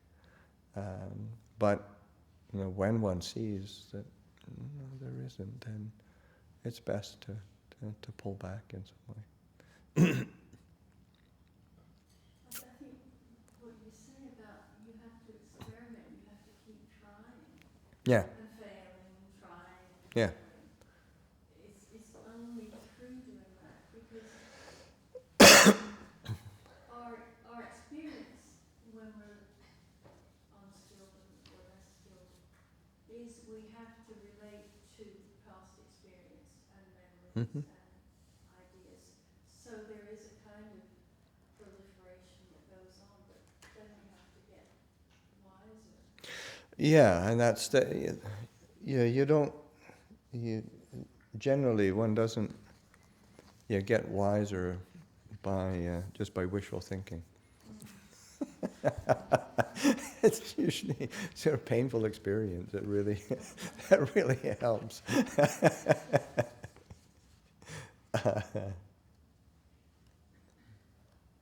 Yeah. John from Oakland asked a question. His questions were about Pali terms.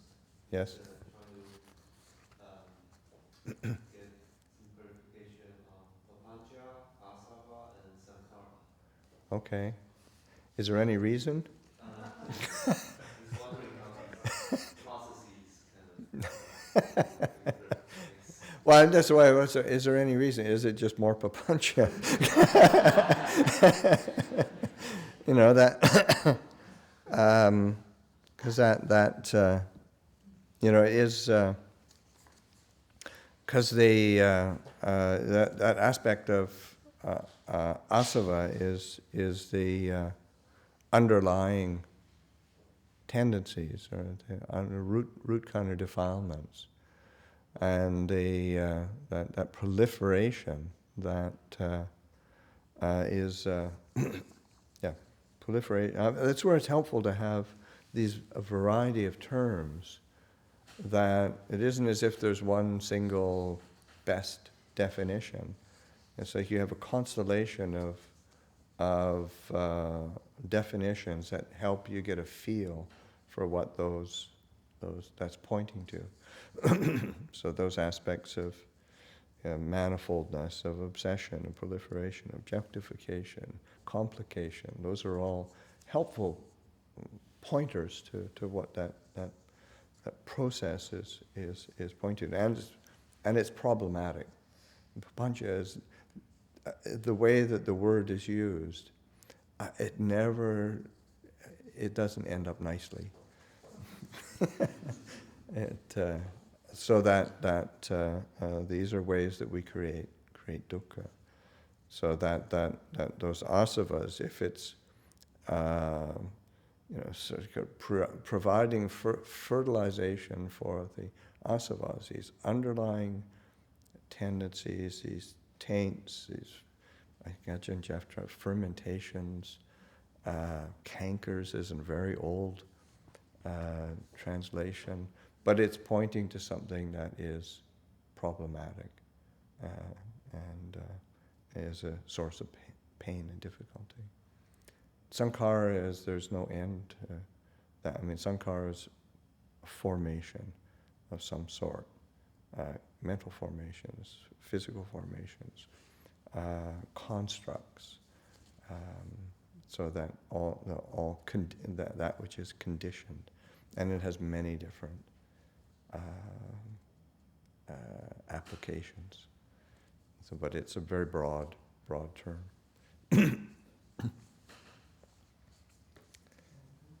Yeah. I had one comment just following on the conversation about restraint with speech, like whether or not it makes an effect. And I'm not sure where this fits into the various ways the guidelines are articulated in the teaching, but one thing that I see is that there's a spectrum just in terms of our conditioning and our context. There's a spectrum of for some of us maybe restraint is more what's needed, whereas for others it's actually more pushing ourselves to speak up. Yeah. Might be moving more towards the middle, or in spiritual community often the guidelines on right speech becomes a way of not dealing with things or not speaking for out of excessive care, and then sometimes there's nothing gets done. Right. Speak up to sort of enter that zone of discomfort can be more what's needed, it seems, in the practice. Yes, it's an important distinction. But again, it is how do you say, addressed by saying wholesome dhammas increase and unwholesome dhammas decrease. But that's kind of vague, in the sense of, and you can completely disregard that, and then hold some idea of, restrained speech, and then not address issues or not address circumstances that do need to be addressed. And that's exactly why right speech is so important to cultivate, because it's only through right and skillful and timely speech that real issues actually get addressed properly. It seems the same holds true for the social realm. Oh yeah. Speaking out about oppression or... Yeah, absolutely. Yeah, and so much of it is being able to speak in a way that is, yeah.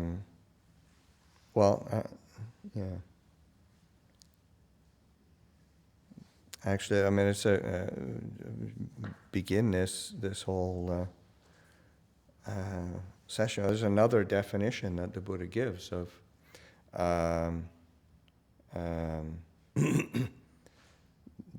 then that is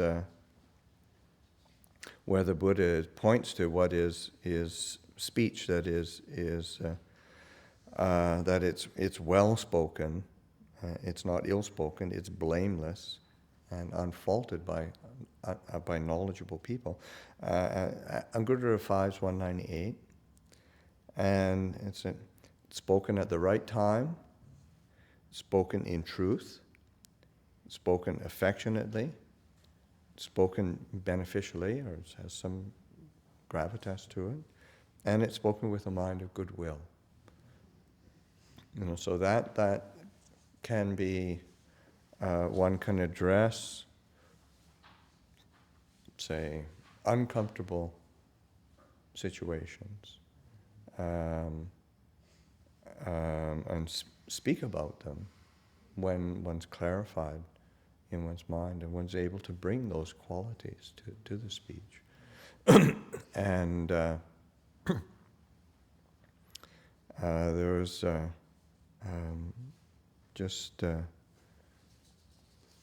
was actually this last first Tuesday in Berkeley was I was at tea time, and somebody brought up a circumstance that they experienced, and it's like sometimes like just stating the obvious without any kind of rancor. It changes the whole dynamic. And where he'd been riding his bike, he was going somewhere in traffic and in the city, and this car pulled right in front of me, almost crashed into it, and then there was a light right there. So then he was they're right beside each other. And it was kind of a young guy, and he was kind of real aggressive attitude. And he said, "You got a problem?" sort of thing. and he sort of said, "Well, you did pull out right in front of me, And it wasn't saying. He said, he knew that if he didn't say anything, that's not useful. If he came out with some lippy thing, that's not going to work either. And it's just sort of like stating the obvious, and you could just see the kind of the attitude, the sort of collapse, and yeah, which is really it's a real life, real world kind of situation, and by it isn't as if you can't say anything, but it's how it's said and the intention behind it. When you're able to bring that to it, to the sit, then it changes the whole dynamic. That's a great example of the real life story of the baby quail. The baby quail protection, where the fire's coming to you and says, "Okay, well, I've got a broken arm, my parents are gone, here comes the fire." Yeah. That was his protection. That was his protection, yeah. And it was Stating the truth. It's stating the truth, and that's the release through truth. I have a question. Since this session is kind of in the context of global social. Yes. What about if you're in a situation where there's like multiple people involved, let's say politics or something like that, and you might want to say something that's say going to be contradict what one individual said, Mm-hmm. but it might also be very skillful, like for the group, Mm-hmm. or to, shed some light on an issue of somebody, behaving badly, or, whatever Yeah. the case may be, or with a deluded view or something Yeah. like this. So it's not just like a one-on-one type thing where you Mm-hmm. could say, gee, would you mind if I talk to you about this? Yeah, yeah. So I'd imagine you apply different ways of determining like what's going to be skillful, when some people hearing that are obviously not going to learn anything and they're going to get bent out of shape or get angry or whatever, but maybe the majority of people or other people are actually going to benefit Yeah. by you saying something. Yeah. Yeah, I mean, I think it's just that when one clarifies for oneself that one, the timing seems right. It is spoken in truth. I mean, it's something that is, you're not just sort of spouting some kind of vacuous opinion. There's a sense of really wanting to be helpful, and there's a sense of kindness, and there's the wish for benefit of others. So that by doing that, having that clarity, then and being able to speak, then people are always going to get bent out of shape. It doesn't matter what, people took exception to what the Buddha taught, and took exception to the Buddha himself. So the hope for us to never say anything that's going to offend or people could take exception to, but you don't go around looking for occasions to contradict or push people's buttons. But by being willing to speak something in that way, then and again, the intention actually does have a big impact on how it lands. Whereas if somebody's, like, you can always tell when somebody is just saying something to needle, or to be a contrarian, or to plug their particular, fly their particular flag, and that doesn't, how you yourself feel.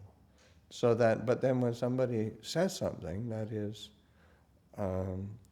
is sincere, is well-intentioned, it's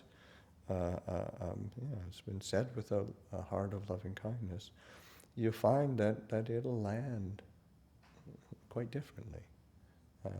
And then, generally, and then there'll be times when it doesn't, and you sort of, if you're not investing a huge amount of self in it, then okay, well, it's like when the Buddha, the Buddha's first teaching to the wanderer from another sect, and the Buddha gives this incredible proclamation of truth, and the guy just walks away, shaking his head, the Buddha didn't get all pouty about it, and he said, okay, we really reflected on it, and that was a catalyst for him coming up with a better way of framing his insight.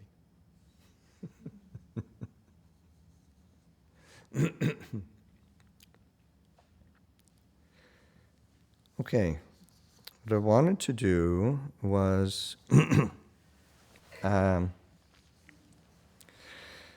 bring the actual definition of right speech, which is in the Majjhima 41. And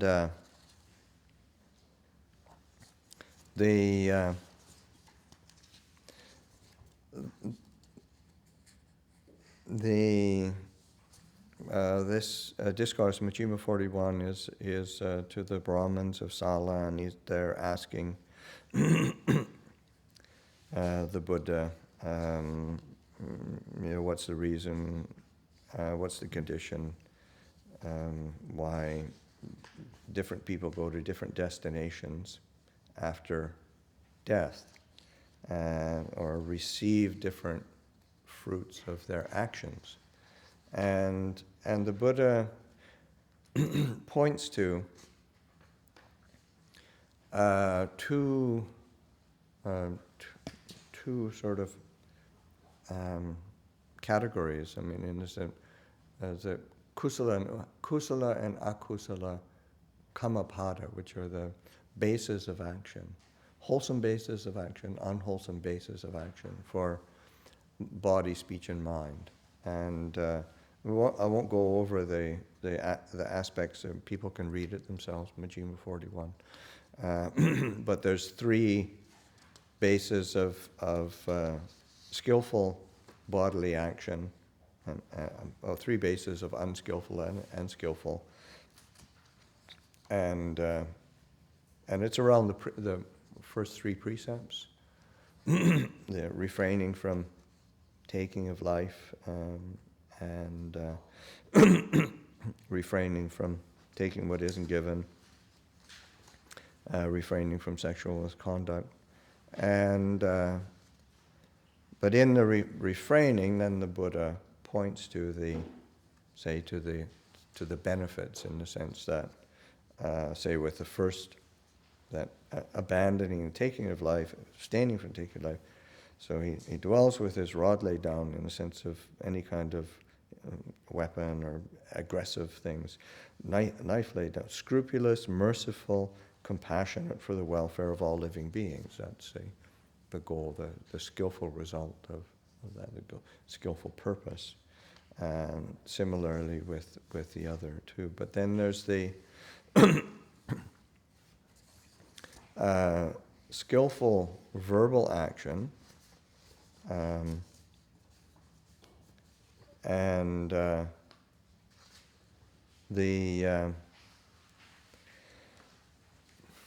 it's also helpful to when the Buddha speaks of the skillful and the unskillful, oftentimes, because his baseline is for the skillful is a refraining from a particular unskillful action, and that's a really important, framework or basis, because you can't mandate people to do good. Right? You can't say you've got to be kind and compassionate all the time. But you can at least refrain from killing each other.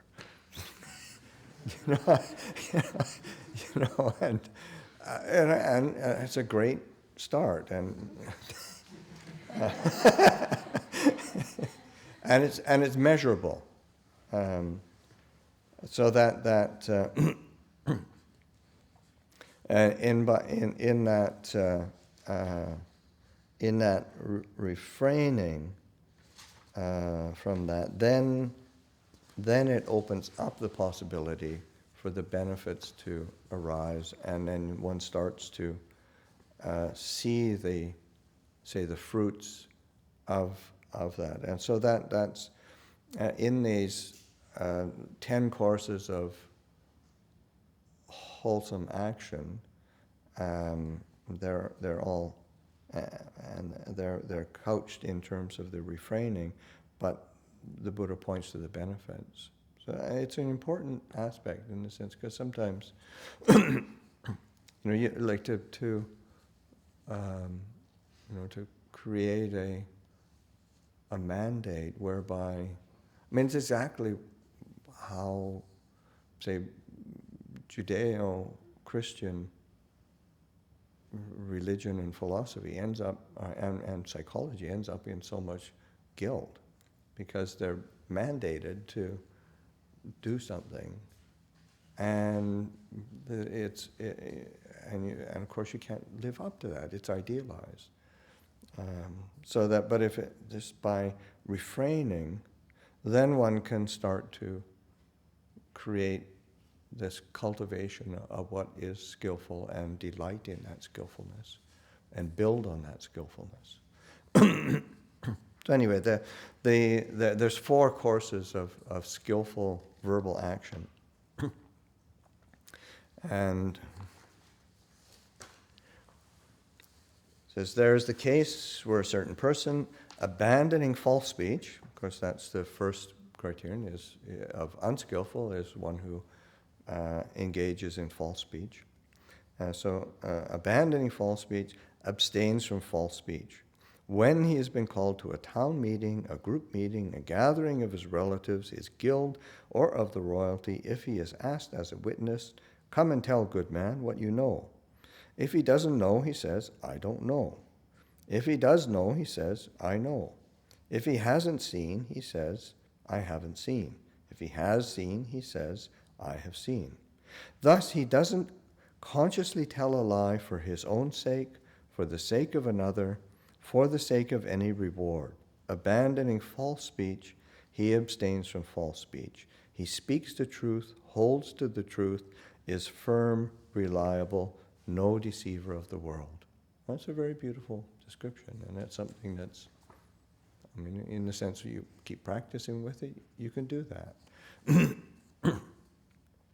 Abandoning divisive speech, he abstains from divisive speech. What he has heard here, he doesn't tell there to break those people apart from these people here. What he has heard there, he doesn't tell here to break these people apart from those people there.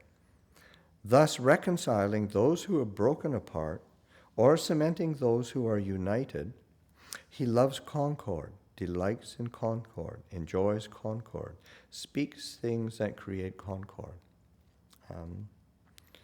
And because sometimes divisive speech, can actually be true.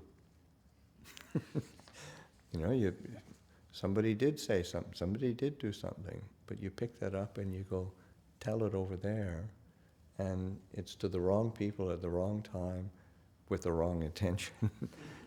So that though that's and you can well, I told the truth, but no, that's divisive speech. That's one of the precepts is okay, or one of these courses of skillful verbal action is to recognize, to cultivate speech that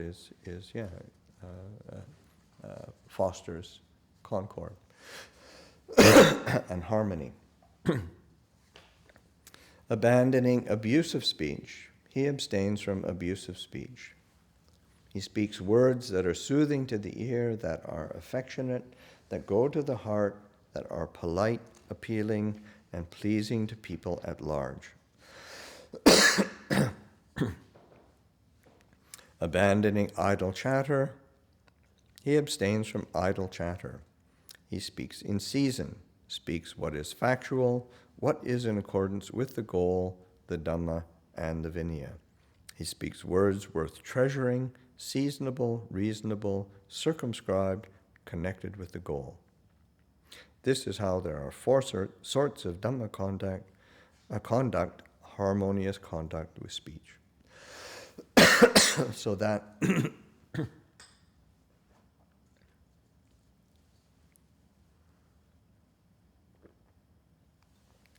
definition of right speech is a really helpful aspect of the what will foster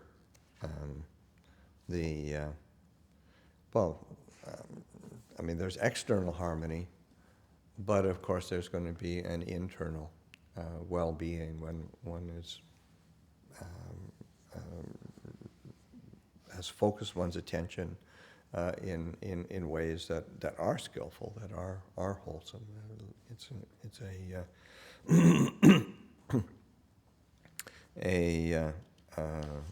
a natural result that that arises. So it's both for an external benefit, but also the internal benefit of clarity and calm that arises.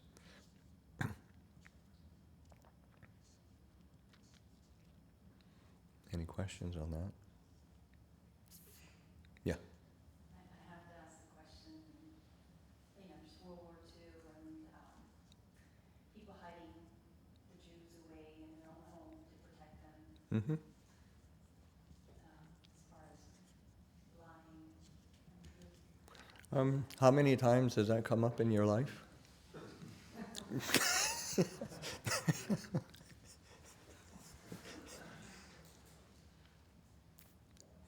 has a very beautiful set of answers for that. I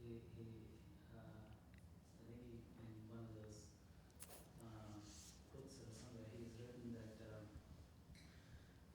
two kinds of Nazis. There are Nazis that are just coming to have a Friday evening, they just want to ask, and if you tell them, yeah, sure, or something like that, yes, I am hiding a bunch of Jews over here, tell the truth, but say it in such a way that they'll just go away.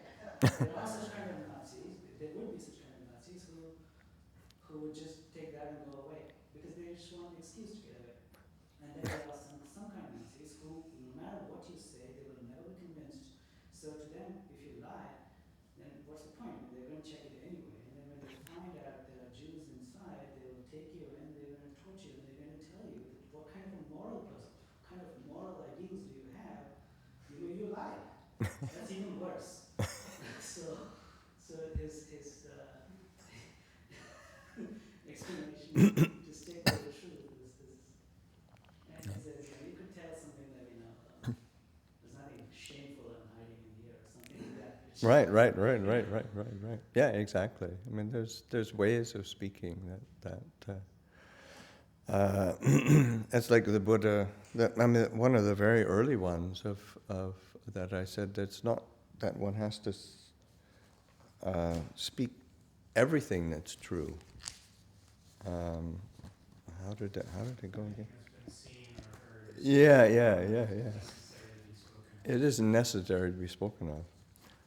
Right. Took me a while to convince Debbie of that with the building inspectors and county officials. She has this Catholic compulsion to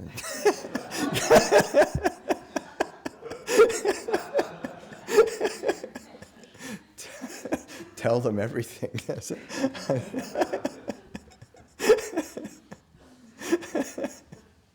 it also true that, that teaching is simply to point out, like not lying, is pointing out, all right, well, that's an unskillful action, that's going to have a negative fruits. Yeah.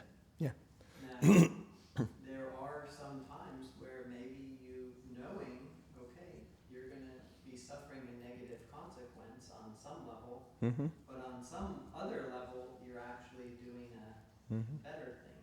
Mm-hmm. So, like the example that came to my mind is in one of the Jataka tales when doesn't the Buddha throw himself down to a starving tiger or something like that to be the food, even though in the sutta says, well, you should not commit suicide, you should not harm any being, you're harming yourself. It's like, but still he does that because there's some greater good.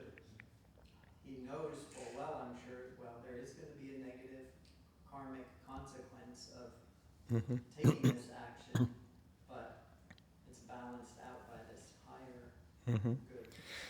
Yeah, yes and no. I mean, in the sense of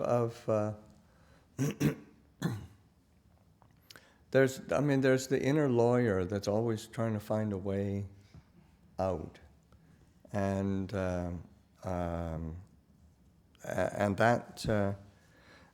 So I mean, it's true, but I'd be cautious in how one both interprets it and applies it. in the sense that because it doesn't take that much to justify our own defilements, and getting in the habit of that is not a good foundation for one's. It doesn't mean that it doesn't happen, but it's not a good starting point. So that, and again, there are skillful ways of speaking where one doesn't need to lay out everything, all the details,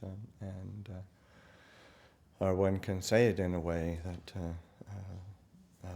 that is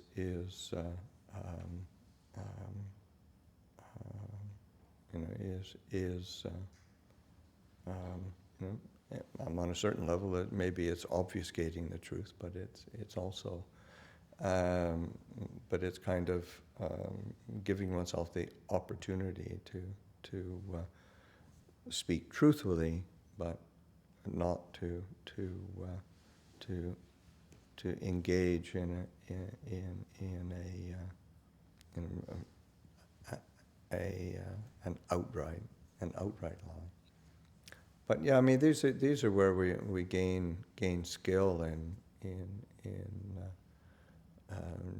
living in the world and dealing with the world, and there are consequences that we have to recognize, and so that and sometimes we do make choices that could have a consequence that we might not have reckoned on. But yeah, there are consequences.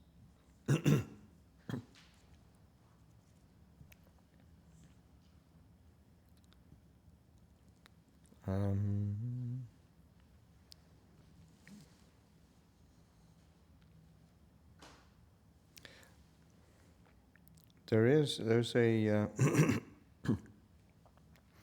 quite a strong statement that the Buddha makes in Upāsikā 25, where he said, "For the person who transgresses in one thing, I tell you, there is no evil deed that is not to be done. Which one thing? This, telling a deliberate lie." So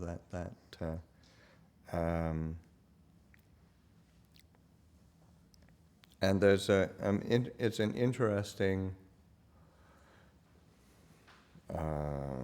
say, perspective, like in the Jataka tales, all the stories of the Buddha's past lives and all the many beings that he was, and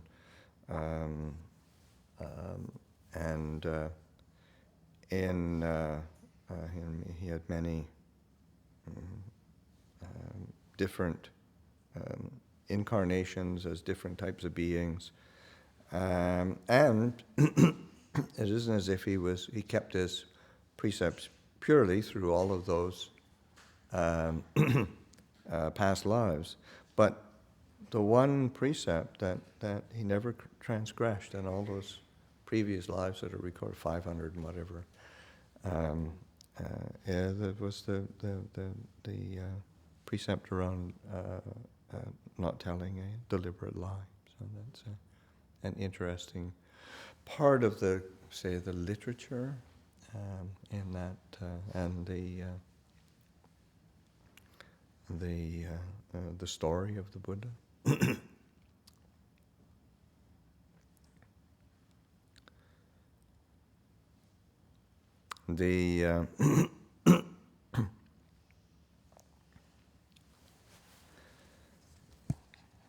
There's a discourse in the Sutta Nipata, which is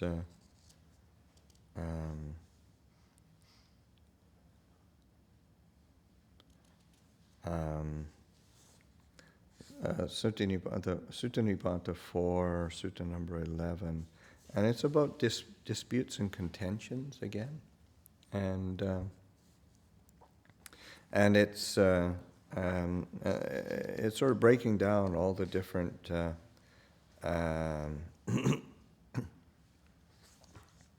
ways that we end up creating.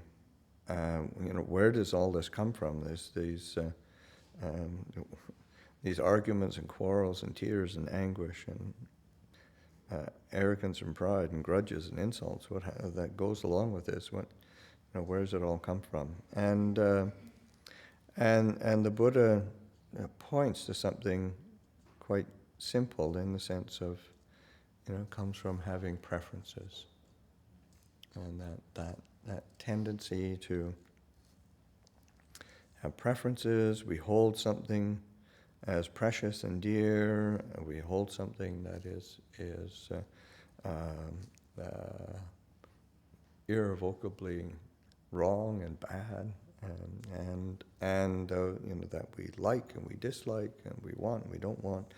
So it comes back to that simple aspect, and then of course the sutta goes on in many different ways of where do all these different things come from. The Buddha keeps breaking it down to the habit of the different habits that we have, and where contact and grasping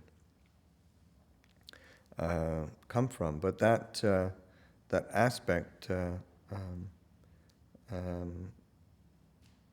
that there's that this aspect of perception and consciousness are these are ordinary aspects of our experience, and as we understand that more and more clearly, then we start to be able to implement wholesome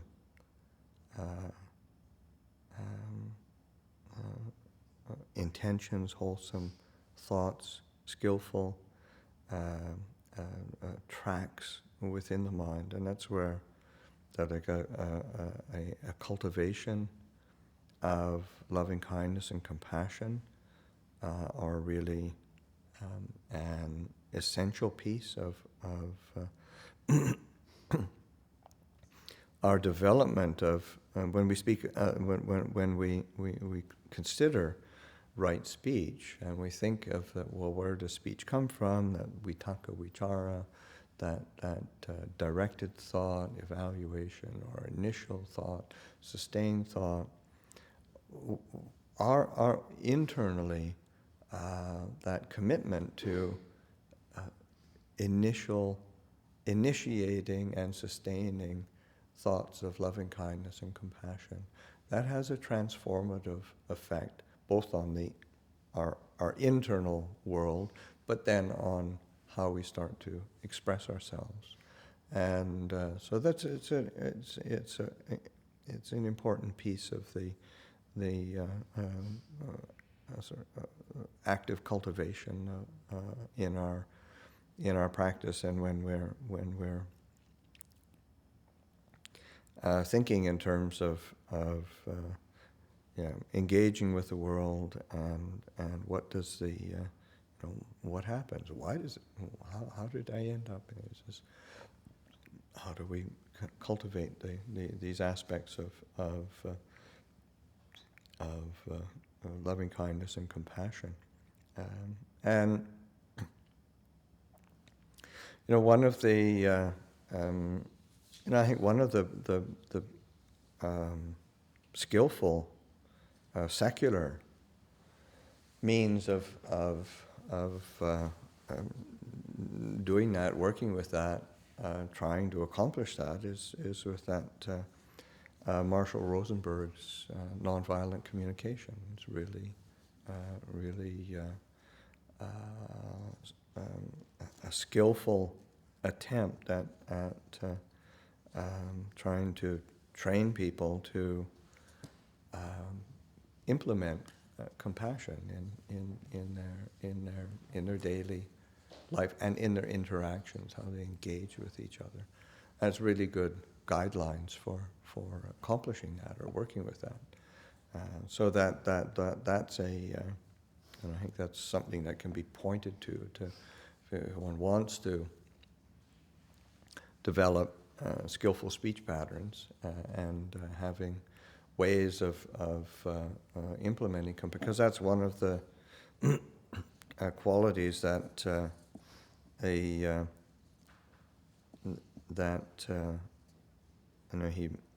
he points to in terms of setting intentions of that self-compassion, expressing from the heart, receiving with compassion, prioritizing connection in terms of prioritizing the compassionate connection with other human beings, and then kind of moving beyond the kind of right and wrong categories and more in terms of, because compassion is around cessation of suffering.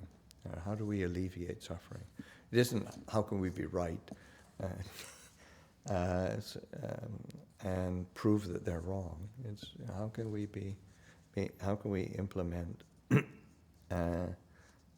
ways of communicating, interacting that are sort of fulfilling what we're actually needing, wanting, desiring, craving, which is beyond our tendency to get hooked by sort of frivolous cravings of gratification, but there's also the craving for connection. There's craving for meaning. There's craving for understanding, and those aren't necessarily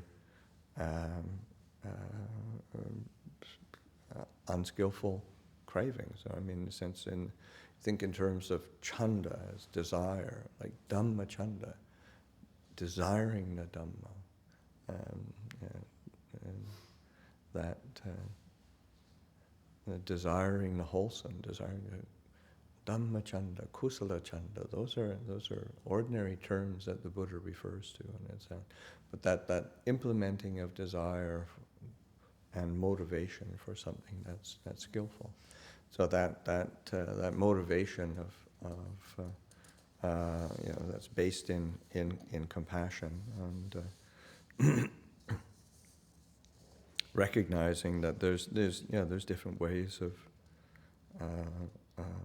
accomplishing that. And I think, as I was saying, that there is a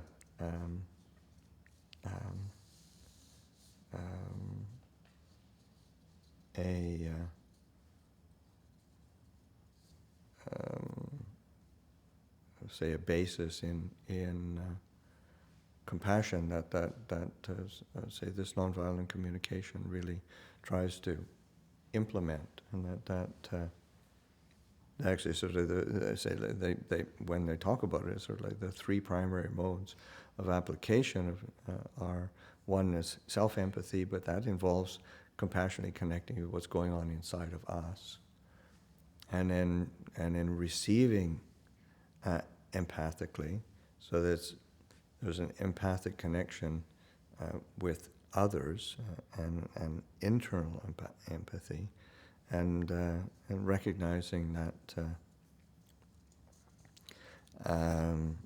as it says, it doesn't mean we don't that we have the same feelings, but it sort of involves an emptying of our mind and listening with our whole being, which is compassion to feel with others, and so that listening for the underlying observations, feelings, needs, requests of others, and so there's a compassionate receiving of that, and then say expressing honestly. And again, but that has to be motivated by compassion, as opposed to sort of this righteous flying the flag my honest truth. So that when we express ourselves honestly, then it says there's a context that's set, and then there's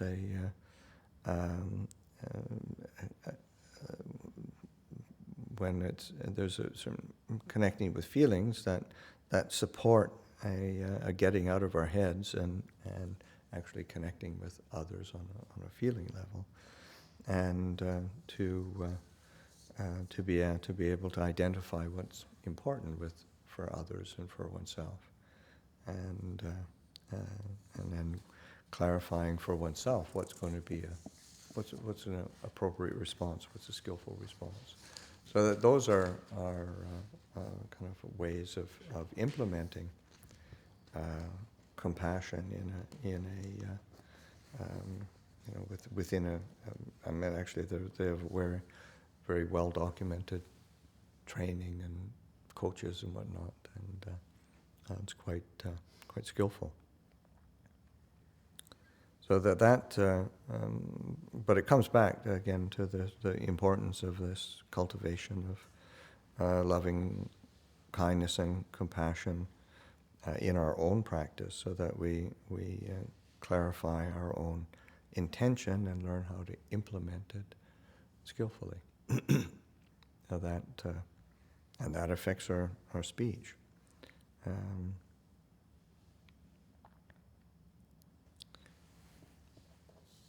Any questions?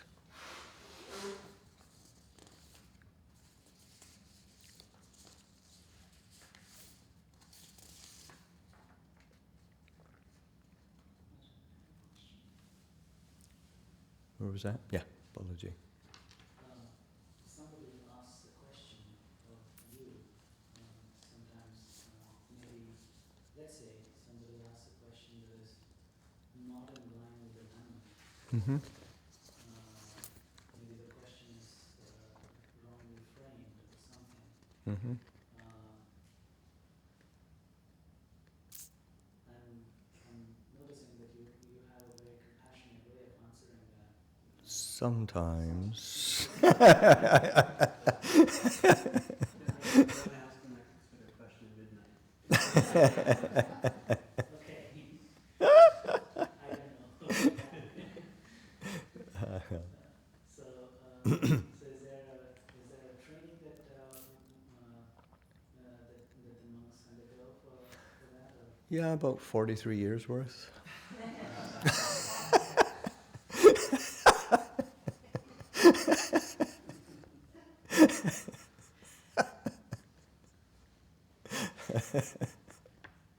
It takes time. It's a lot of time and patience working with us, putting up with ourselves. Yeah. Would you say that pay attention to wholesome dhammas arise or unwholesome dhammas arise? Yeah, I mean, it really comes back to that. And it's just that, the principles are fairly simple, but it's just that having that, say, patience to keep doing it and persistence to keep doing it. So and that's basically our practice, our training. Yeah. One thing that slightly related, but just more related generally to our theme that I reflect on sometimes. I'm just curious what your thoughts are on this, or the sutta where there's a war that's going to happen. It might even have been between the Sakyans and another clan, and the Buddha tries to mediate in some way, Mm-hmm. and is unable to stop Yeah. it from happening. There's something so touching about that for me Yeah. when I look at my own life, and Yeah. whether it's conflict happening in people I know, Yeah. family, or on Yeah. a national level, and the feelings of helplessness that come up, and then even just reflecting on, wow, here's Buddha. Yeah, I mean, that's, there were many occasions where the Buddha was able to really affect change, really be able to contribute in a real game-changing way. And then others where, that's a good example, where it's extreme example. But even the Buddha couldn't stop them from doing something incredibly stupid. And the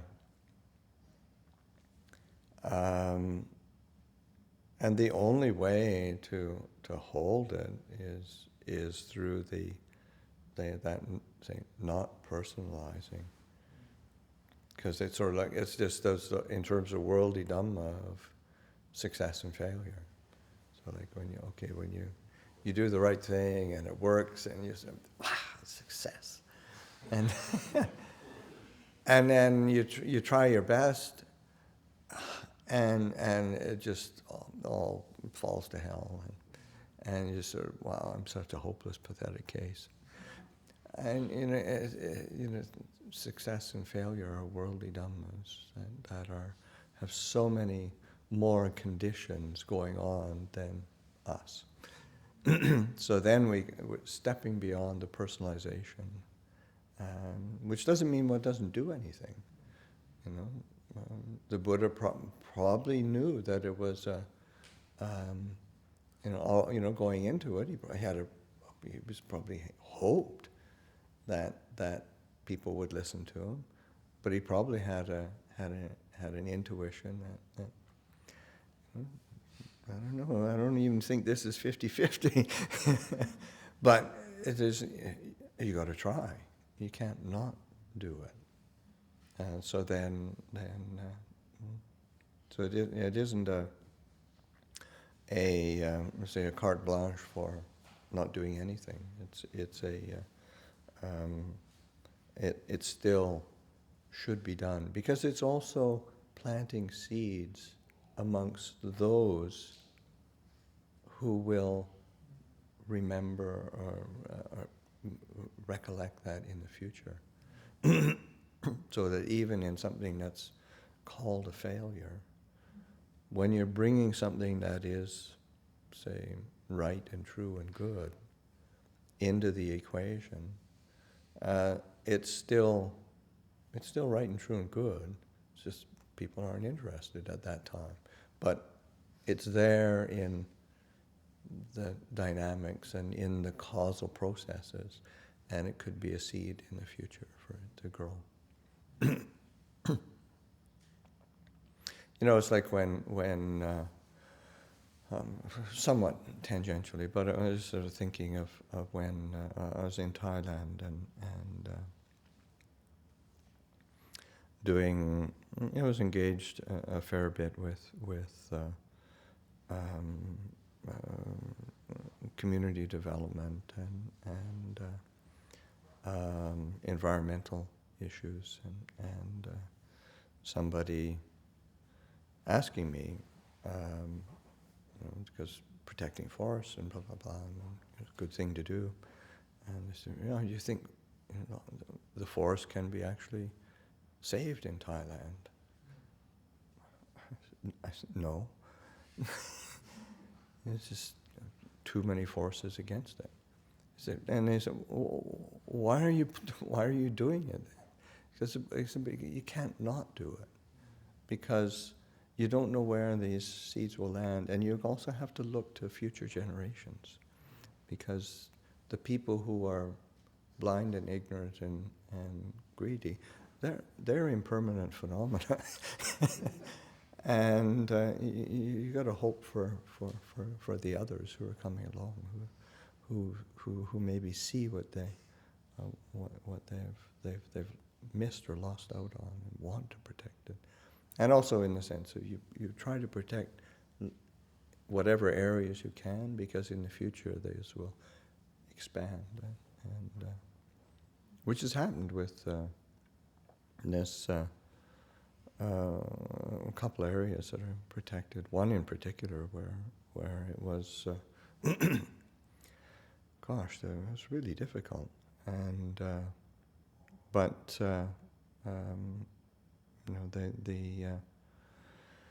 the amount of, because this variety of species that were in the area that I was protecting was so rich, and then actually were able to stop encroachment into that area, and those species have been able to expand out into further areas because it was extremely rich forest environment. Elephants, tigers, tapirs, and everything. All the kind of signature animals and birds of rich diversity.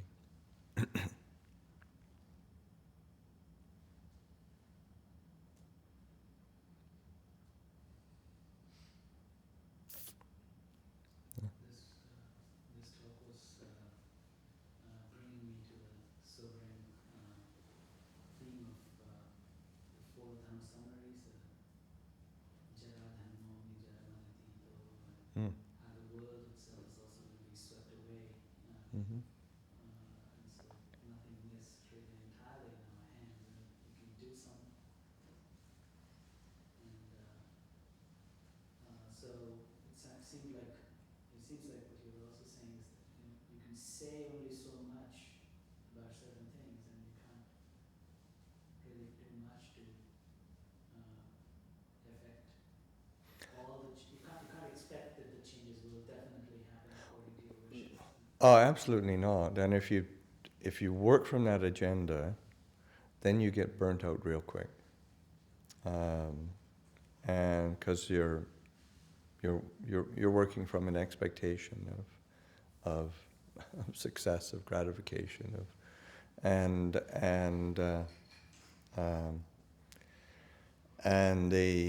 the ability to step back and see, well, what are the conditions for change, and looking at it not in a personal way, but in a impersonal way of the conditions are like this, and so you want to put those conditions in as much as possible, and then that will affect oneself and others, and so that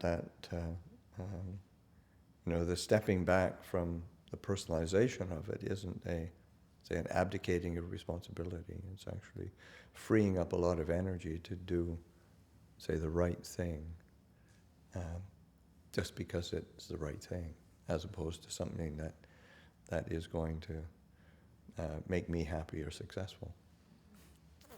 So on that question that Zidane asked, I had a follow-up maybe on that, and basically suppose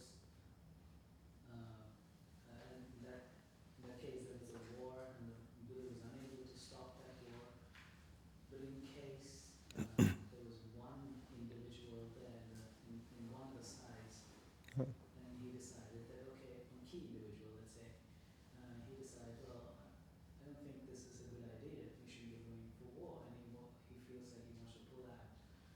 And he is just about to go and start fighting, but he feels like he should pull back. Would the Buddha encourage that? He would encourage him to pull back. Yeah, I would think so. Yeah. Not to say, well, now you've taken on the responsibility of taking on the war. Now you've got to Yeah, it's very different than, say, like in the Bhagavad Gita. That's right. Where one commits to a righteous war. Right. This isn't how the Buddha sort of framed things. Yeah. Could you provide some guidelines on when to implement the teachings of preferences leading to conflict? Because it seems like you need to have preferences for wholesome dhammas and structure life so that wholesome dhammas increase, but on the other hand, in other cases, the preferences get in the way. Well, a lot of it is you have to pay attention to Like you need the structures, but then if the structures have to be there, so I'm happy, and you get really tight around that, tense around that, frustrated around that, that's an unwholesome Dhamma. And so unwholesome Dhammas are then increasing. And so it's sort of like we create like in the causal processes, wholesome Dhammas can be the cause for unwholesome Dhammas. So, so that it's all in how we relate to from the perspective of the the one set of Dhammas that I mentioned of the papancha Dhammas of the desire, views, and the sense of self. So that those are the things that proliferate the mind. And even if you approach something that's wholesome and right and true, but you allow the mind to proliferate from that perspective of my view, or I'm better than you, or I want it like this. I need this in order for me to be happy, and you're just getting in my way. Then it's creating conflict for oneself, and then it'll spill out for others. So the Buddha in those causal processes, it's really ongoing. So that because the unwholesome can be the conditioning factor for the wholesome, where one realizes, oh wow, I'm really holding on to this, and I'm creating some agitation in my mind, and that can be a cause for loving kindness, or letting go, or whatever. So that's it's a constant investigation. That's where the application of yoniso manasikara is so important. That wise attention, skillful reflection, and that sort of that's a present moment Dhamma that we keep investigating, learning from, applying.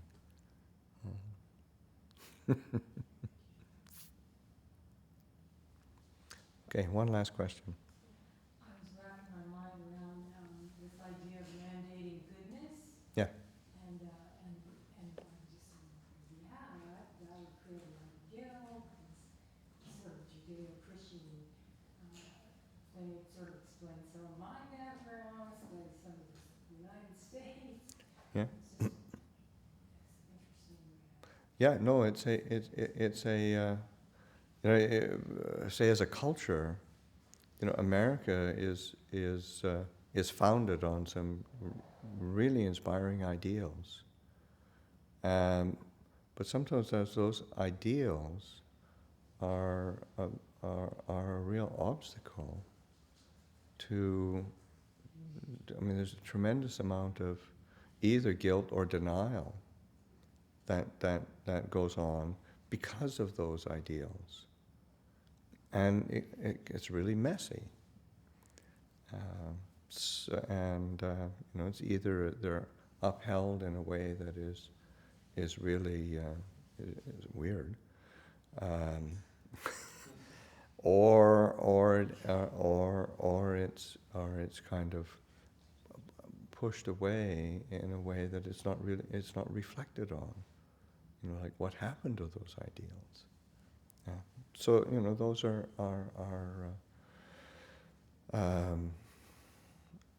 it's just this sort of that mandating of goodness is a it's a nice ideal. It's problematic. If you could give an example, having lived in Buddhist culture that doesn't have a Judeo-Christian ethic somewhere in it, where there's that, just what you're describing, where there's, say, Americans have the guilt or live by an ideal or something, where, say, a Thai culture doesn't have that, and thereby Okay, sure. Well, a really good example, just on a real national scale. Vietnam War.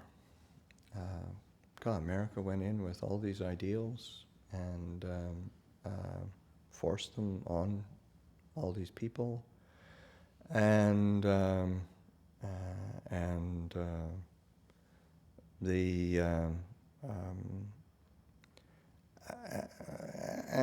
Thailand was complicit in. Certainly, they got a lot of money from America, and a lot of people made money. But when it was clear that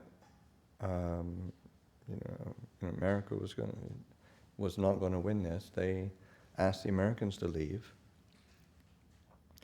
And then their way of dealing with, say, the communist threat was to invest money in schools, invest money in health clinics, invest money in roads and increased infrastructure.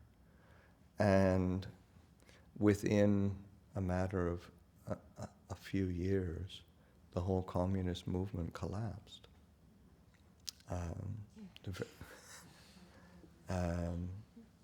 Very different. There was a very practical approach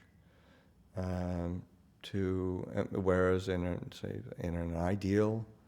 an idealized version of taking righteousness and fighting the evil, conquering evil, then you end up in this ongoing conflict that didn't have a solution, and still, never did have a solution, and people still struggle with it.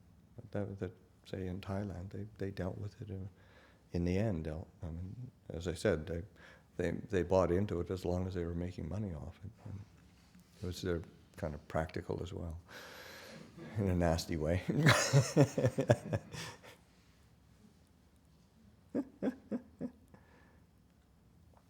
Okay. No. Well, what I want to do is end the session with meditation. We'll take a period of time. We've been talking and talking and talking, so that take the opportunity to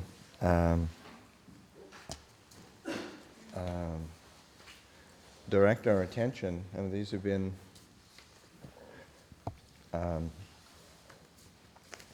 teachings today on right speech, and one of the things that I brought up on several occasions was the aspect of speech being, say, the roots of speech being at vitakka and vichara, that initial and sustained thought, or directed thought and evaluation, or how Ajahn Chah would describe vitakka as a lifting up of thought, and then the vichara as the holding of that thought, and then when that dissipates, then to lift that thought up again. So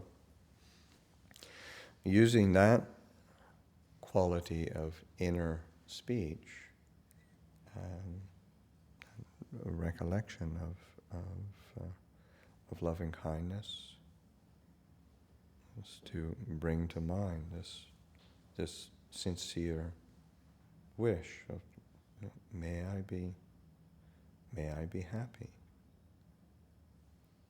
May I abide in well-being.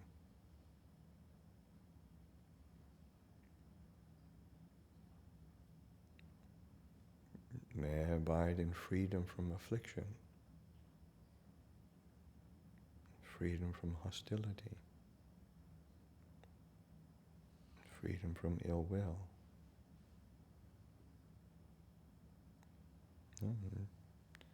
May I maintain this well-being in my heart, in my being.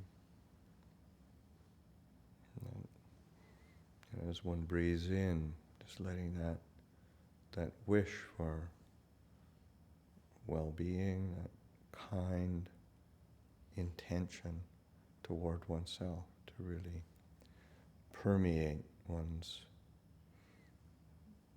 experience of the body, of the mind.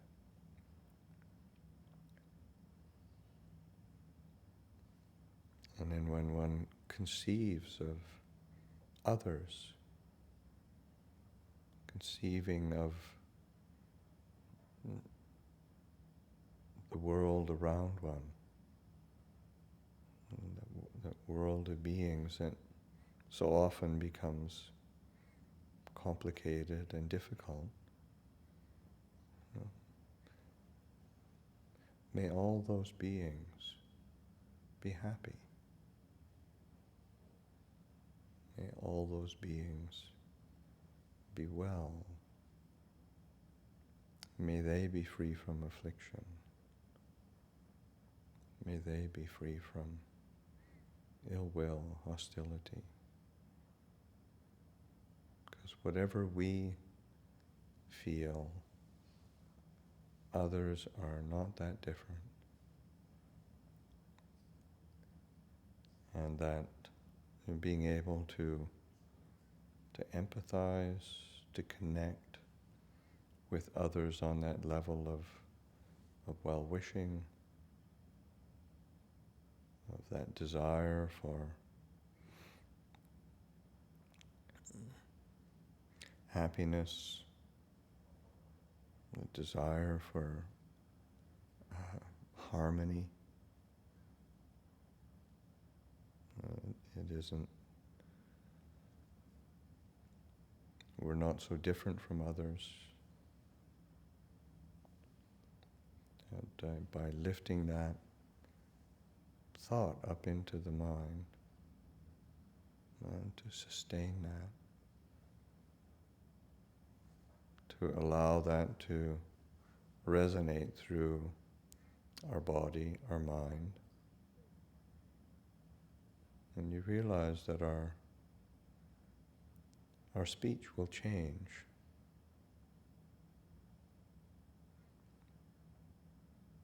Our speech and our interactions with the world around us can be transformed. And it relies on a simple directing of attention and a sustaining of intention.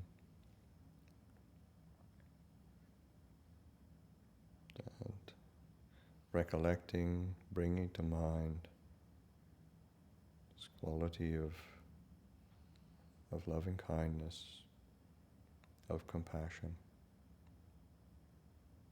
To just work with that, reflect with that, pay attention to that. We'll sit for a while.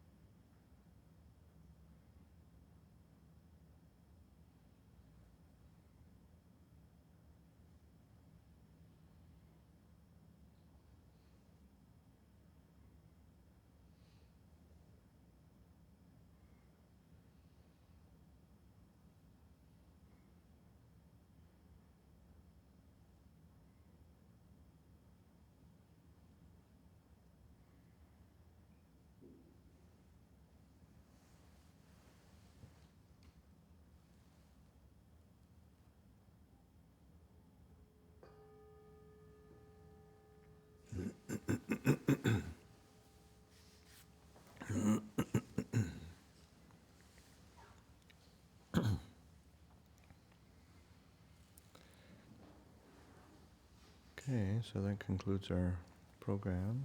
Maybe we could end with a closing chant, dedication of blessings.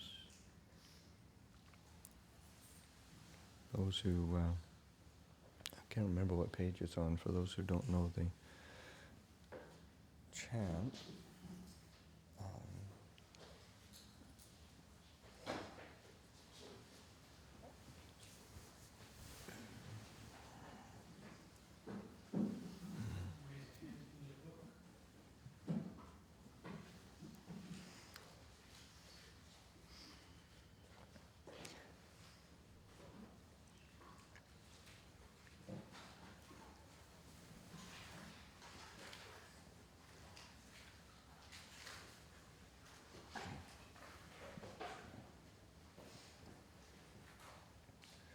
Anybody got a page yet? No, dedications of sharing of blessings. Yeah.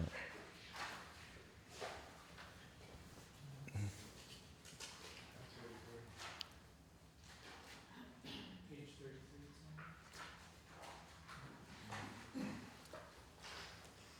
What page is it? 33. 33. Okay. Now let us chant the verses of sharing and aspiration. Through the goodness that arises from my practice, may my spiritual teachers and guides of great virtue, my mother, my father, and my relatives, the sun and the moon, and all virtuous leaders of the world, may the highest gods and evil forces, celestial beings, guardian spirits of the earth, and the Lord of death, may those who are friendly, indifferent, or hostile, may all beings receive the blessings of my life. May they soon attain a threefold bliss and realize the deathless through the goodness that arises from my practice. And through this act of sharing, may all desires and attachments quickly cease, and all harmful speaks of mind, until I realize Nibbana in every kind of birth. May I have an upright mind, with mindfulness and wisdom, austerity and vigor. May the forces of delusion not take hold, nor weaken my resolve. The Buddha is my excellent refuge. Unsurpassed is the protection of the Dhamma. The solitary Buddha is my noble Lord. The Sangha is my supreme support. Through the supreme power of all these, may darkness and illusion be dispelled.